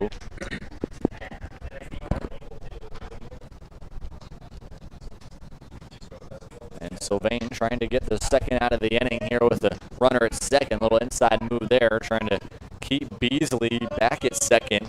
And he's been kind of the biggest stolen base threat, at least for the Red Raiders this season. In my opinion, probably the second biggest threat outside of Danny Spongberg for the Bombers. This one popped up to the infield. Third baseman and shortstop converge, but Cole Ryan calls off A.J. Urbon. That's the second out of the inning, and a big one right there as the Rail Riders are trying to hold on to just a 1-run deficit. I wouldn't be surprised here if we saw Ty Beasley maybe steal third here in the next pitch or two, because you got 2 outs here. You got to do your best to get Beasley over to third base in a better scoring position, especially with 2 outs. Runner is off once again. Beasley, another stolen base. 4th stolen base of the day, and look who called it, Max. I think I might have talked that one into existence, and you know, I feel a little proud of myself calling that one there.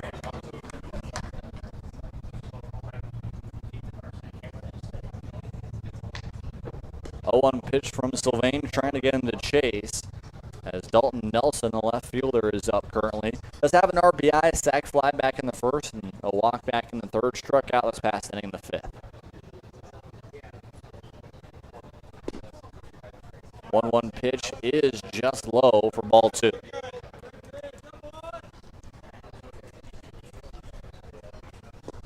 Red Raiders, 8 runs here today on 7 hits. It's been an offensive explosion the last 2 nights for this group, which has struggled so much offensively, and maybe this is the time for them to get things on the right track.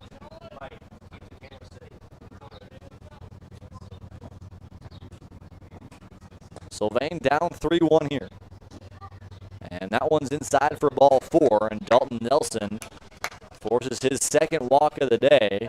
And that'll bring up the 4th spot here for TJ Swaney, the first baseman.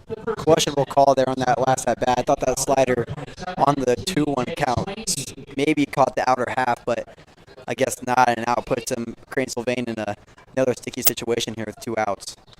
Swaney had a single this past inning in the 5th. That was a piece that started a really big rally for this group.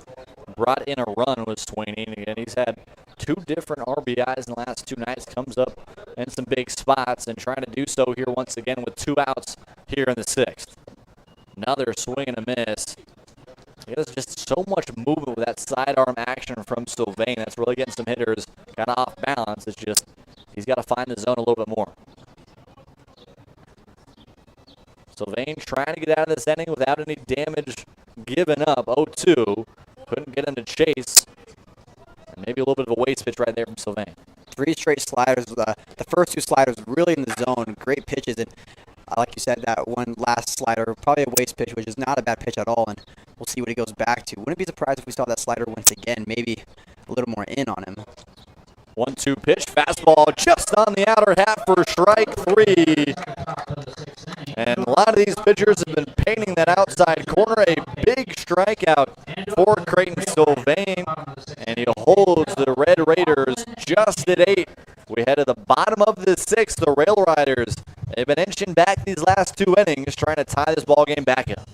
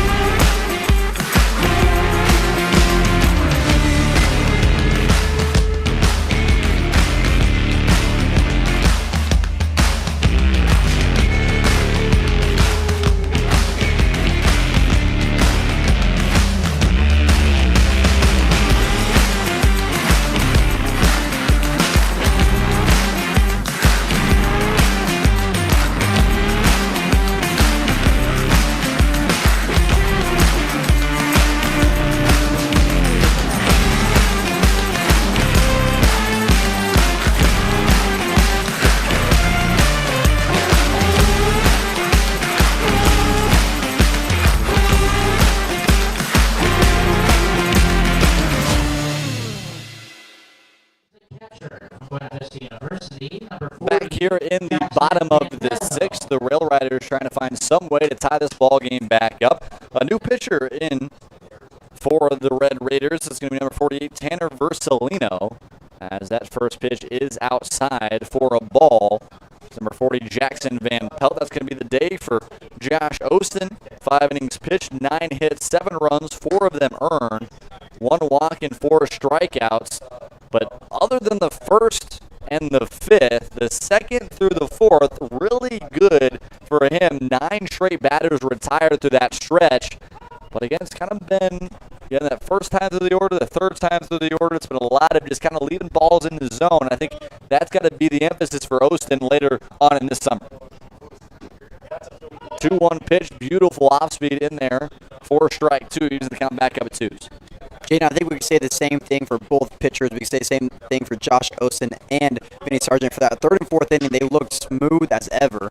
This one driven to left center field. That one's going to get down for extra bases for Jackson Van Pelt. He's on his horse to the 2nd. He'll stay there. And a leadoff double for Jackson Van Pelt, his 2nd hit of the day. And a runner in scoring position here for the Rail Riders. They try to tie this ball game back up. Great start over there by the Rail Riders in the late half part of the game, and it's exactly what you need to ask for out of your catcher. And Now batting, the designated hitter from Wayne State College, number 35, Keegan McLaughlin. I'll bring up the designated hitter, number 35, Keegan McLaughlin, here in the 8th spot. Another off speed, little flare out into the right. That one's going to drop in between Harkin and Schramm. The runner from 3rd is going to stay there. Throw goes back to 3rd, and it's in time. Rail Riders dugout does not like it, but Jackson Van Pelt, after getting a little bit too far off at 3rd, a strong throw from Caleb Schramm to Ty Beasley, and he tags them out just in time. And a big first out. what a play by Caleb Schramm over at right field. That ball just got down as a duck snort, and wow. What a first out. And not a play right there. PJ Laux is now pinch hitting for the 2nd baseman, Nolan Chandler, as he takes a big hack at that one. Laux more or less kind of having an off day here today, but still going to come and pinch hit here in the first game of 2 for the Rail Riders today. He's been kind of the most consistent hitter all season long for this group. Now batting in the 9th spot with a runner at first. As another curveball right there from Versalino goes in the dirt. And the count back even at 1.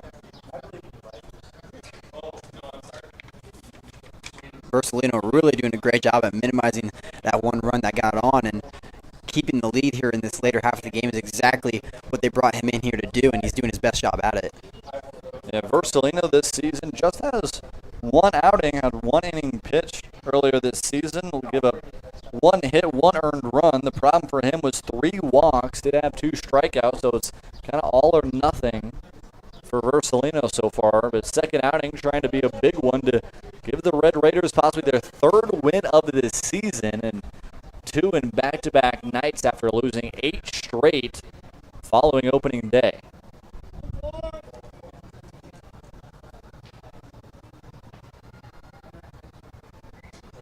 Two-two pitch, another off-speed, misses. And Laux, again, we mentioned how good he's been as a hitter so far this season. 7 for 18 with 2 doubles, 2 RBI, and 4 runs scored, but the plate discipline has been big for him. Payoff pitch to him. This one, ground ball, possible double play here. Flip to 2nd, gets away from Ben Harkin. Jacob Aber, I think, was trying to be a little bit too smooth with it. Tries to come up as all the momentum was going to 1st. The flip to 2nd goes off of Ben Harkin's glove. And now 5 errors on the day for the Red Raiders defense. We could say after the first inning, it really wasn't a big story for this Red Raiders defense with the errors, but just now, especially in this late of the game, you cannot have those simple errors. It's just a simple turnover to 2nd base, and you make it such a hard play, and now there's 2 runners on instead of there being maybe just 1. Yeah, I mean, you switch up from possibly being a tailor-made, truly a tailor-made double play right there. up the middle. It gets you out of the inning, keeps the lead going into the final inning. But now 2 runners on here with 1 out, and a big spot here for Liam Kaminsky out of the 10 spot. Kaminsky drives this one back up the middle. It goes off of Aberg. Another error, 6th error of the day. Throw comes in, it is cut off, and we have a tie ball game. Back-to-back errors by the shortstop, the 6th error of the day, and we see Keegan McLaughlin come in to score. And a meeting at the mound now. Man, this game has had just about everything, but the defense has not been there. This is the least time that you, as a pitcher, especially for Tanner Mercelino in this late in the game, is that you want your defense to make this many errors. And I know if I was Jacob Aberg, I'd be as most frustrated as anybody on this field. That's back-to-back errors over there for him. And just unfortunate a curve of events that could happen for this Red Raiders. And honestly, going into this inning, they had a really nice lead going in, especially in the last inning too, and they gave up 3 and now 1 in this inning. It's a tie ball game, completely different game here in this late half. So now you got runners on the corners here with still 1 out. The double play is in order, and if you're talking about double plays, that's something the Red Raiders really wanted to have after it looked like it was going to be Taylor Made getting out of the ball, or getting out of the inning for the Red Raiders after a ground ball up the middle. But too much by Jacob Aberg out there at short. Back-to-back plays. He has an error out there. And now we have a big piece to the hitting game for the Rail Riders at the top of the order. Braden Artzer, as you see him so far today, started off the day with a triple, which really set the tone, and then scored this past inning on a single. Stole 2 bases and came around to score later on. And Versalino is thinking a lot about Kaminsky back there at first.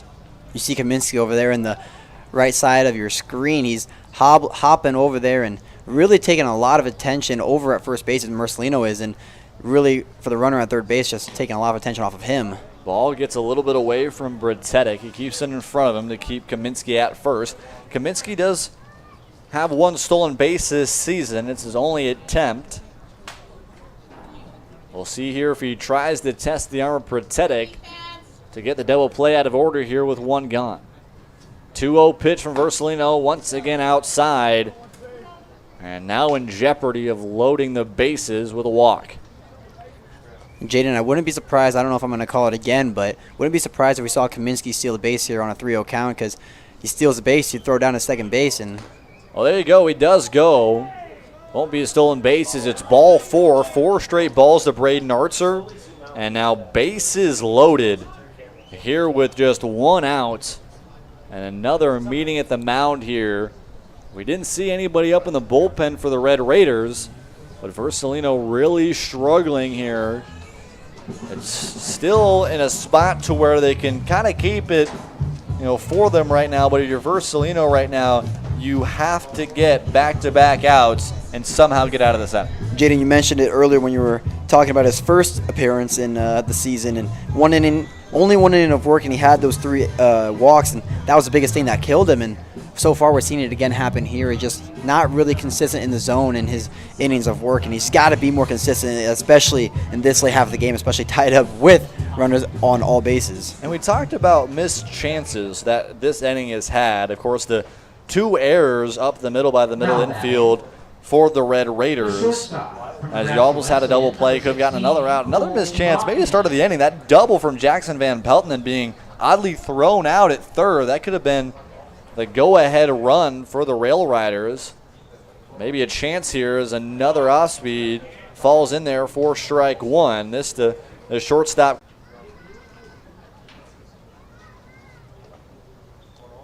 Oh, 1 pitch, really nasty swing right there from Cole Ryan. He's upset with himself, entirely guessing on that off-speed from Tanner Versalino. And he falls behind now 0-2. And if I was Tanner Versalino, I feel like you could go any pitch you have in your arsenal, because you have Ryan guessing on any pitch you're throwing. Well, there you go.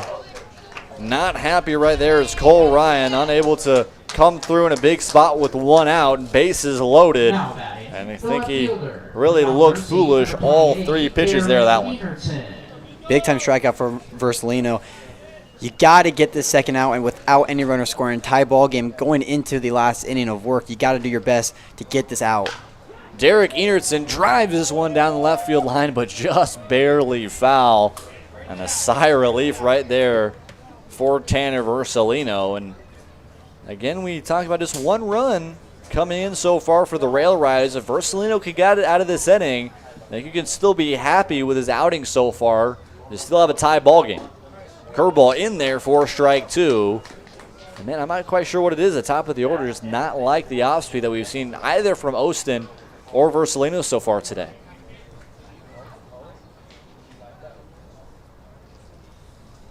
Oh, 2 pitch, another curveball. He is under it. Enertson pops it up. 2 guys converge, but TJ Swaney's able to make the play. The Rail Riders tie this ball game up. We'll head to the 7th. Last chance for both of these teams to try to put something together. It's 8-8, Red Raiders and Rail Riders. No matter what your age, skill level, or position, your baseball season begins at the Strike Zone. Featuring state-of-the-art batting cages, group and private instruction, the Strike Zone provides athletes all the training and equipment you need to get your game to the next level. Give the gift of development to your baseball or softball player. Purchase your Strike Zone gift cards today. Baseball never ends at the Strike Zone.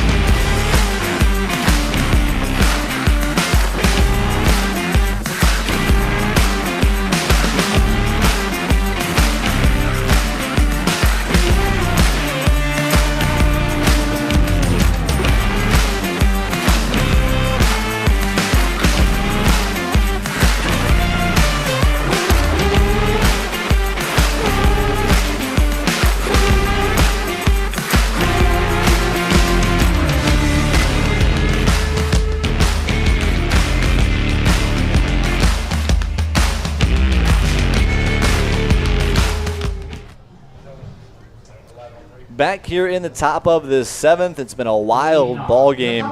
8 combined runs in the first inning and a half. Then after that, really 2.5 innings to where kind of the pitchers settled in, found themselves a little bit, and then the 5th and 6th innings were just entirely different stories. 4 runs in the top of the 5th for the Red Raiders were answered back by 3 runs by the Rail Riders in the bottom of that inning. Then the Rail Riders just tied it up in the bottom of the 6th, and Creighton Sylvain on to keep it at 8-8, and possibly a hope for the Rail Riders to walk it off in the bottom of this inning.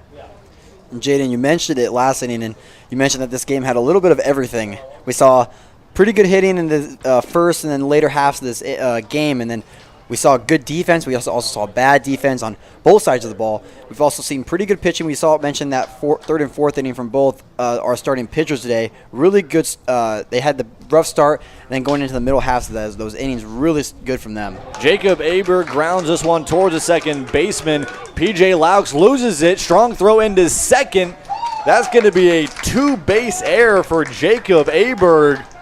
And again, the defense has just not been there today. The error by the second baseman, and I don't think either the center fielder and Braden Artster or Garrett Globe out there and right, I think, fully expected to be charging onto that ball. It was perfectly into the gap between them for a speedy Jacob Aberg to get into scoring position. Now with nobody out, a chance here for the Red Raiders to take back the lead at a big spot here for Ethan Neeson. Neeson, the designated hitter, 1 for 3 on the day. A strikeout in the second, pop out to the first baseman in the 4th, and then a single, which brought around a run in the 5th. Runner is off. That one in there for strike 1, but no throw from Jackson Van Pelton, and Jacob Aberg now finds himself just 90 feet away from being the go-ahead run here in the 7th. Defense now playing in as 1-1 pitch is outside. Creighton Sylvain just not paying any attention to Jacob Aberg over at second base, and it was a beautiful jump. Jackson Van Pelt, if he even did throw it, he would have no chance at getting him out because it was just a beautiful jump.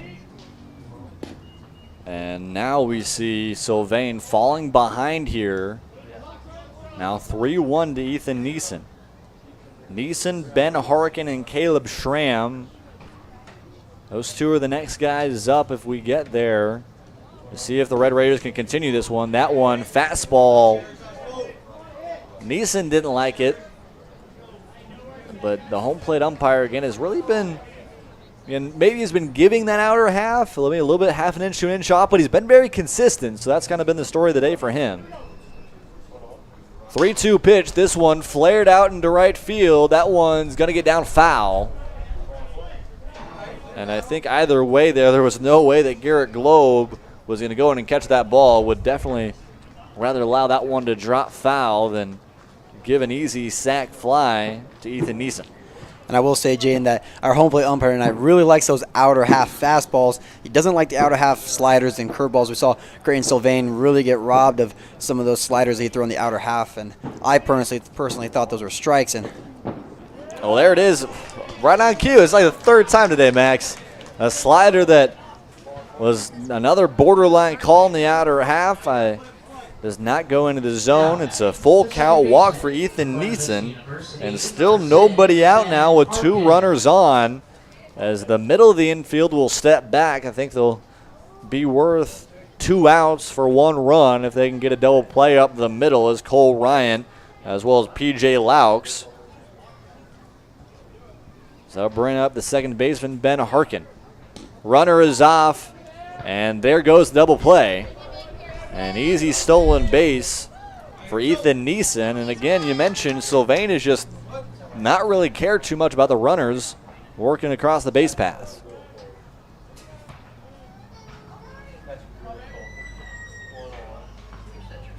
One 1-0 pitch from Sylvain. Big swing and a miss right there from Harkin.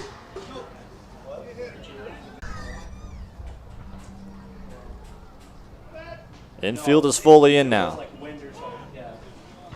A little bit of a slider action that just catches that outer half for a strike. And you see now Harkin falling behind here 1-2. A much needed strikeout for Creighton Sylvain.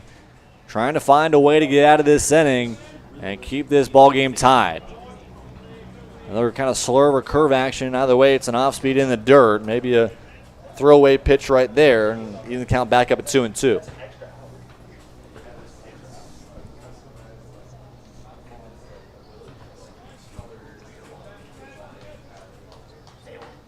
2-2 pitch from Sylvain. This one chopped and foul. Saw A.J. Urban charging onto that ball. If that one was fair, he was going to make sure that there was no way that Aberg over there at third was going to have a chance to squeak one in. And it's an interesting thought process here. Of course, still nobody out. 2-2 pitch here. We'll see if Harkin can come through in a big spot. This offense, which has struggled so much this season, trying to do some damage here against the Rail Riders. Swing and a miss, off speed right there. And a big strikeout. Sylvain's second of the day. And now an inning of a work. Fielder from Omaha Central College, number 33, Caleb Schramm. And we're seeing something a little weird happen, Jaden. Intentional walk. Yeah, they're going to intentionally walk Caleb Schramm, which makes sense. I mean, you got one out here trying to get the double play, have a force at all bases. As Schramm today did have that triple back in the second, but has been quiet since then. And that'll bring up the 9 spot. Maybe trying to get a big double play here as the defense has moved back. The middle infield has moved back. Both the corner infielders are playing just about 1.5 feet past the third and first base lines. But Sylvain here working on Noah Triggs, trying to get a force play at all bases and somehow get out of this inning after A 2 runners on, nobody out situation here in the 7th. 1-0 pitch is inside, and Sylvain falling behind now 2-0. Jaden, I mentioned it earlier, but Jackson Van Pelt behind the dish has got to do his best to minimize any pass ball, any ball in the dirt. You have bases loaded, and that runner on third base is the most important run of this game. You cannot let them get the lead here. Another swing and a miss of Noah Triggs. He struggled being able to find consistent contact so far this season, but is trying to come through in a big spot for the Red Raiders. Strike 2 is in there on the off speed. A 2-2 pitch coming here from Sylvain.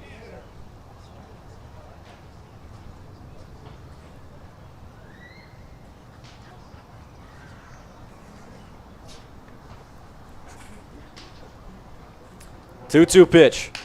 This one flared foul and out of play. Do the 2-2 once again. Jaden, I wouldn't be surprised if we saw that slider on the outer half. You know, the home plate umpire hasn't been calling it all day, but there's only 2 balls here, and that pitch has been working for him. And it does have a pitch to waste if he needs to up against Triggs here. Needs 2 more outs to get out of this. 2-2 pitch. Didn't get him to chase. You mentioned the slider. Tried to work him to chase, but couldn't get Triggs to pull the trigger. A full count pitch, a big one right here, coming from Sylvain. Off speed in there for strike 3. A big second out. It's the second strike out of the inning for Creighton Sylvain. And 2 outs now here in the 7th. And Jonathan Francisco, the head coach for the Rail Riders, is going to go out and talk to Sylvain here. And we'll see how they'll pitch to the third baseman and Ty Beasley. We're back to the top of the order now.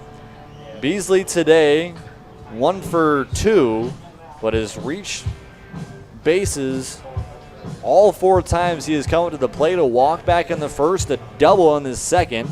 Came around to score in that one, and a walk in the 5th, and then Rishon an error this past inning in the 6th. This is a big-time spot here for both teams. You got bases loaded, especially with the top of the order coming back up. It's a big spot for the Red Raiders to really put something on here and get into this game. And then they only have 3 more outs to go, and they win the ball game. And on the other hand, you have Creighton Sylvain on the mound. 2 big strikeouts here after loading the bases and getting the tying run in. And first pitch, another off speed has been outside. I think we've maybe seen 1 fastball these past 2 counts from Creighton Sylvain. It's been all kind of slurve slider action that we've seen from him. But if the Red Raiders can't get out of this with the run, it's a big deficit to what they've been able to do this season. This one lifted out into right field. It's going to get down. Garrett Globe can't make the play. 2 runs are going to come in. It's going to go all the way to the wall. A strong throw from Globe comes into the home plate, is not in time. A bases clearing triple for Ty Beasley. And the Red Raiders now lead this one 11-8. And I'm taking a look out in right field as that ball was hit. And I honestly thought Garrett Globe had a pretty good read on that ball. He just, when that ball was hit, he took the first step in and not the first step back, which is exactly what you need to do if you're in the outfield. And was really late on that ball, and perfect hit. And just a terrible situation here for Creighton Sylvain. And he was walking back to the mound just as in frustration. Now that was a much-needed clutch hit for these Red Raiders, who have struggled all season long. We mentioned their hitting struggled worst in average, worse than on-base percentage, worse in slugging percentage in the Corn Belt League this season. And a big bases-clearing triple from Ty Beasley. He was a big man last night for this group. Pinch hitting in the 6th, came through with an RBI single, then 2 stolen bases, and a wild pitch later. Came in to be another big run in their upset win over the Bombers. And now trying to possibly propel this Red Raiders team to a win over the Rail Riders. 3-run leads definitely got to be comfortable. It can't be too comfortable, as we've seen all sorts of wacky innings so far in this one. 1-2 pitches outside there from Sylvain. And either way, you got to think about it. The Rail Riders still have another game to go here tonight, so maybe look out for some fatigue from this group. 2-2 pitch is upstairs on a fastball. And move the count full, and Gabe Protetic trying to keep this inning going.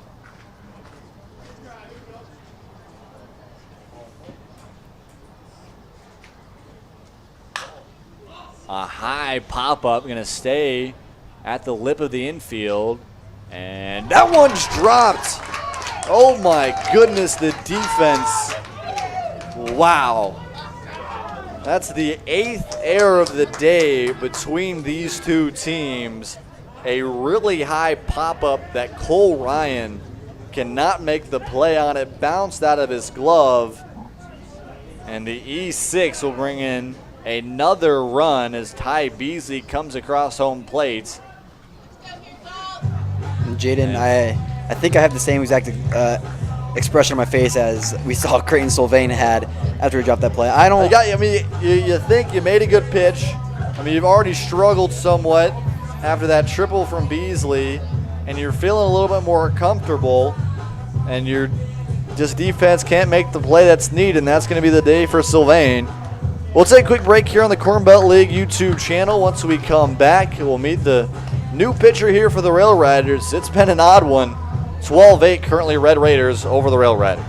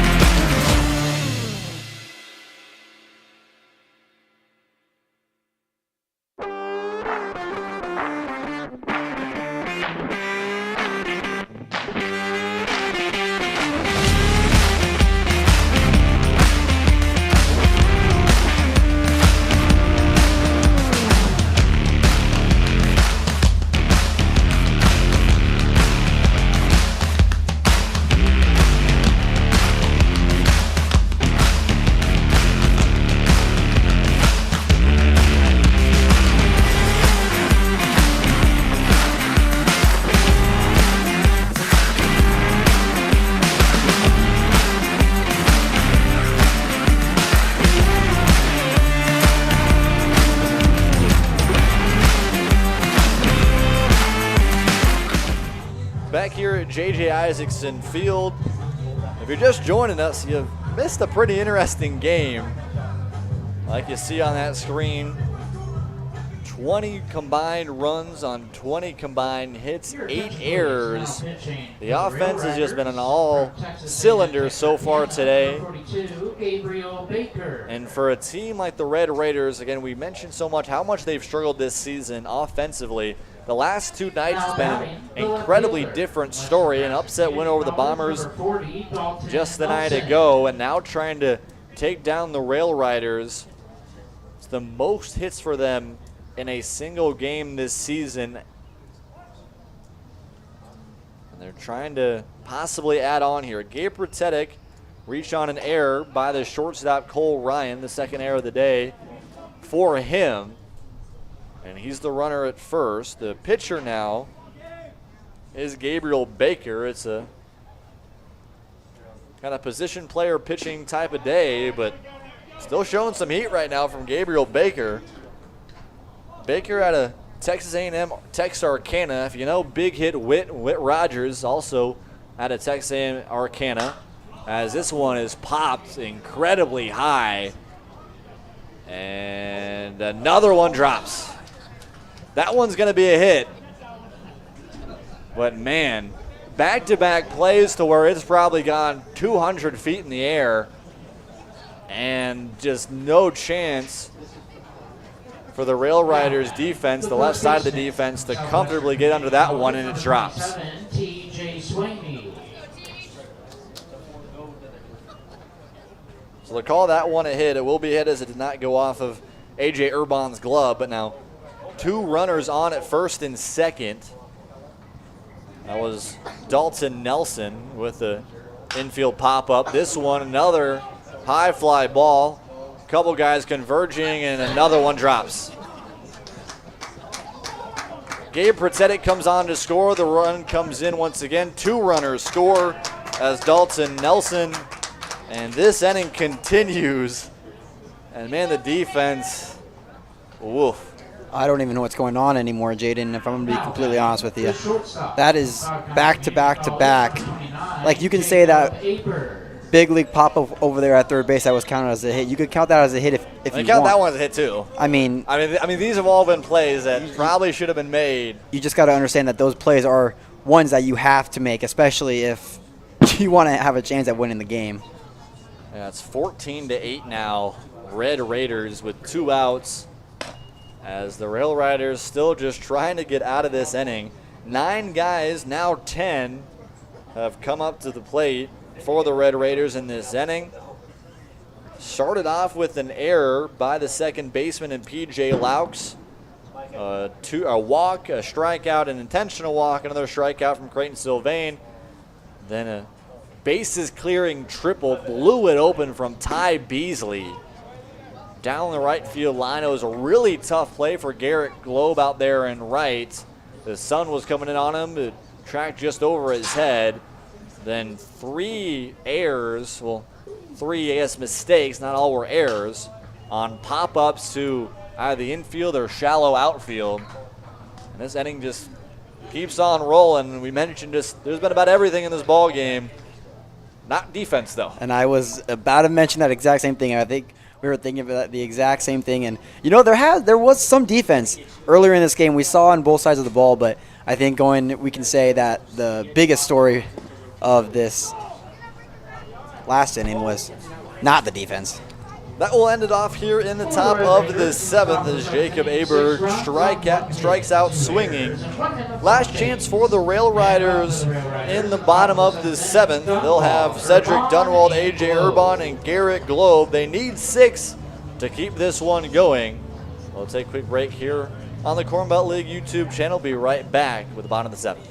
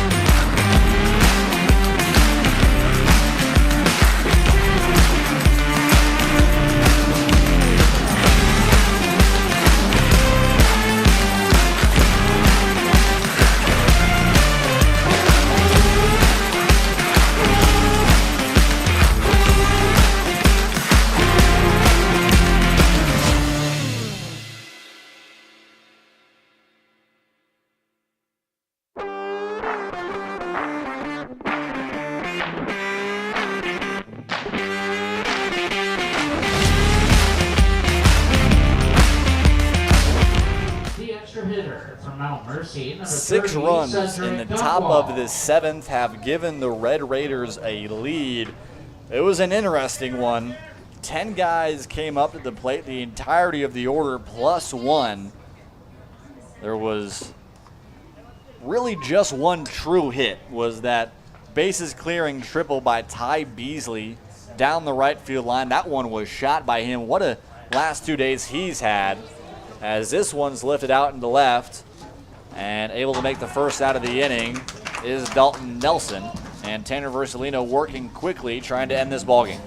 And Jaden, I'm taking a look over at your scorebook from the last inning, and there's a lot that was going on. And that it just looks like a lot. Started off with an error by P.J. Laux, so a walk by Creighton Sylvain, able to bounce back with a strikeout. They decided to load the bases with an intentional walk.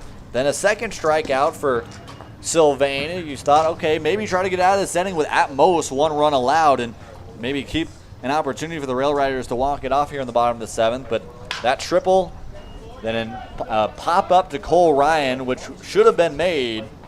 It bounced out of his glove for an error. Then a pitching change as Gabriel Baker came in. And back-to-back pop-ups right after that. Again, plays that should have been made, but still dropped. And 6 runs come in for the Red Raiders. And trying to finish this one off and get the 3rd win of this season is that one. A drop third strike goes to the backstop, so it'll be a big strikeout for Versalino. However, A.J. Urban will be able to reach first base. And Jaden, you got to think that the Rail Riders basically gave this game over to the Red Raiders. They really did. That last inning, 6 runs in the last inning. You just can't have that happen if you want a chance to win. And I was going to mention, especially with 2 outs, right? It was an opportunity for Sylvain to get out of it and the Rail Riders. The Red Raiders have had so many opportunities at times, just they can't win ball games. They just can't come through in some of these moments, and that's been the question mark. Can they do this? They're comparatively a solid team that can get wins together. They just have struggled to find it offensively. Maybe the spark has been these past 2 days for this group. It seems to be so. It really seems like a lot of their things that haven't really been going right for them have been clicking together. It's that one big problem for them is that defense. We saw the 3 errors in the very first inning, then they sort of came together going on in the last inning, then the errors sort of flipped over to the other side, over to the Rail Riders side, but nonetheless, a lot of things for them is going right, and I wouldn't be surprised if we saw the Red Raiders really go on a streak of wins, and they're almost maybe on a two-win streak. Ground ball over to third, over to the second baseman. Throw on to first is in time. That's your ball game, folks. If you watch this whole one, you know how interesting this game is. A 14-8 win for the Red Raiders. Back-to-back nights where the offense comes through. 10 hits tonight. Also did have 6 errors. 7 hits last night against the Bombers. And you maybe call it a winning streak now. You won 1 last night, now you've won 2. The Red Raiders will take on the Black Sox on Thursday, and the Rail Riders, after such a long game, will have to adjust and come back right after this one, their 8 p.m. game against the Royal Blue Dogs. And Max, I mean, there's been so much to talk about in this game. What's a few things that you saw here today?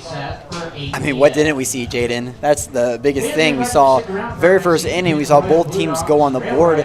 We saw the Red Raiders put 1 on the very first inning. And really, in all honesty, Vinny Sargent, yes, he didn't have the best game that he would want.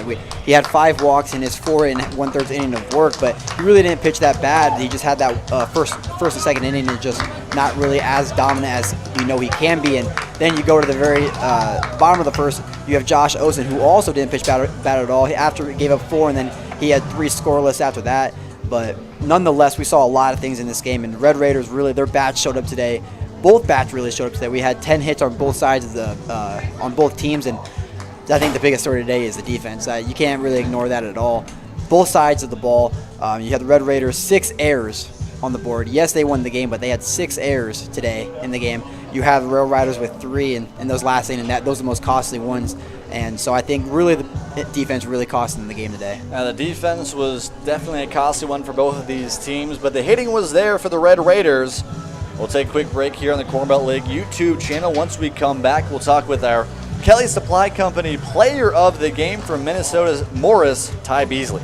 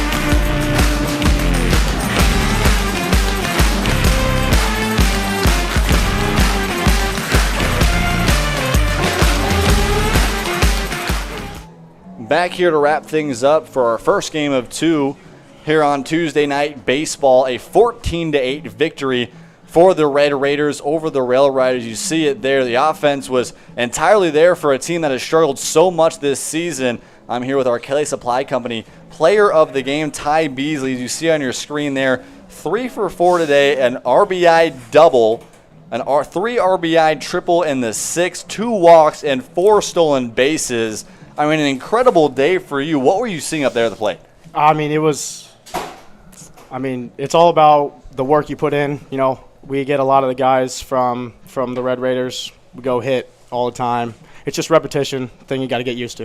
All right, so for you, you had kind of a guy that you know on the start on the mound here today in Josh Osen, both of you guys from Minnesota Morris. What has that connection been like for you guys to kind of bond with this group? Oh, it's awesome because, you know, going to Morris, me and Josh, both from different states, you know, it was kind of like we bonded over that difference in location. And it's real nice to have him on the mound. Me at third, it feels like we're back at school again. All right, so for you, you kind of came up in a big spot last night up against the Bombers. You had a pinch hit single, 2 stolen bases, and a wild pitch later. You come in and score, and you kind of bring that production back here today. What's been the mindset for you these last couple of nights?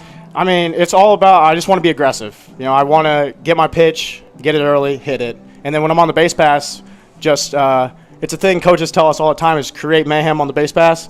Like at Morris, that's what we try to do every single day, so I try to embody it. So speaking of that, 6 stolen bases in less than 24 hours. I'm not sure what it is, if it's just the mix between you getting great jumps, guys maybe not looking at you so much, but man, you've just been taking every bag in front of you. I mean, what have you seen out there? I mean, like I said, you know, it's Coach Morris has instilled in me since day one I got there was, hey, we got to create mayhem on the base pass. It makes it easier for hitters, and it gives us great opportunities. And, you know, when I see an opportunity, I tend to take it, and I don't really think about it. All right, so for this team, right, you start off with a win on opening day against the Bombers. You lose 8 straight. Now you've won back-to-back games and back-to-back nights. You're going into these next couple of weeks where you're about halfway through this season. How do you guys have to continue what you've been doing here tonight and push forward throughout the back half of the season? Yeah, it's all about, you know, you got to put everything together. You know, some nights we've been great hitting, some nights we've been great pitching, sometimes we're great on defense. You know, it's all about putting all 3 of those things together. And if we can do that, I think we'd be in a really good spot. And it seems like it's working so far. All right, cool. Thank you so much. Thank you. Ty Beasley, our Kelly Supply Company player of the game. That'll wrap it up for our 5 p.m. matchup here at JJ Isaacson Field. We'll be back here in just about an hour for the Royal Blue Dogs and the Rail Riders. Thank you guys so much. We'll be back shortly.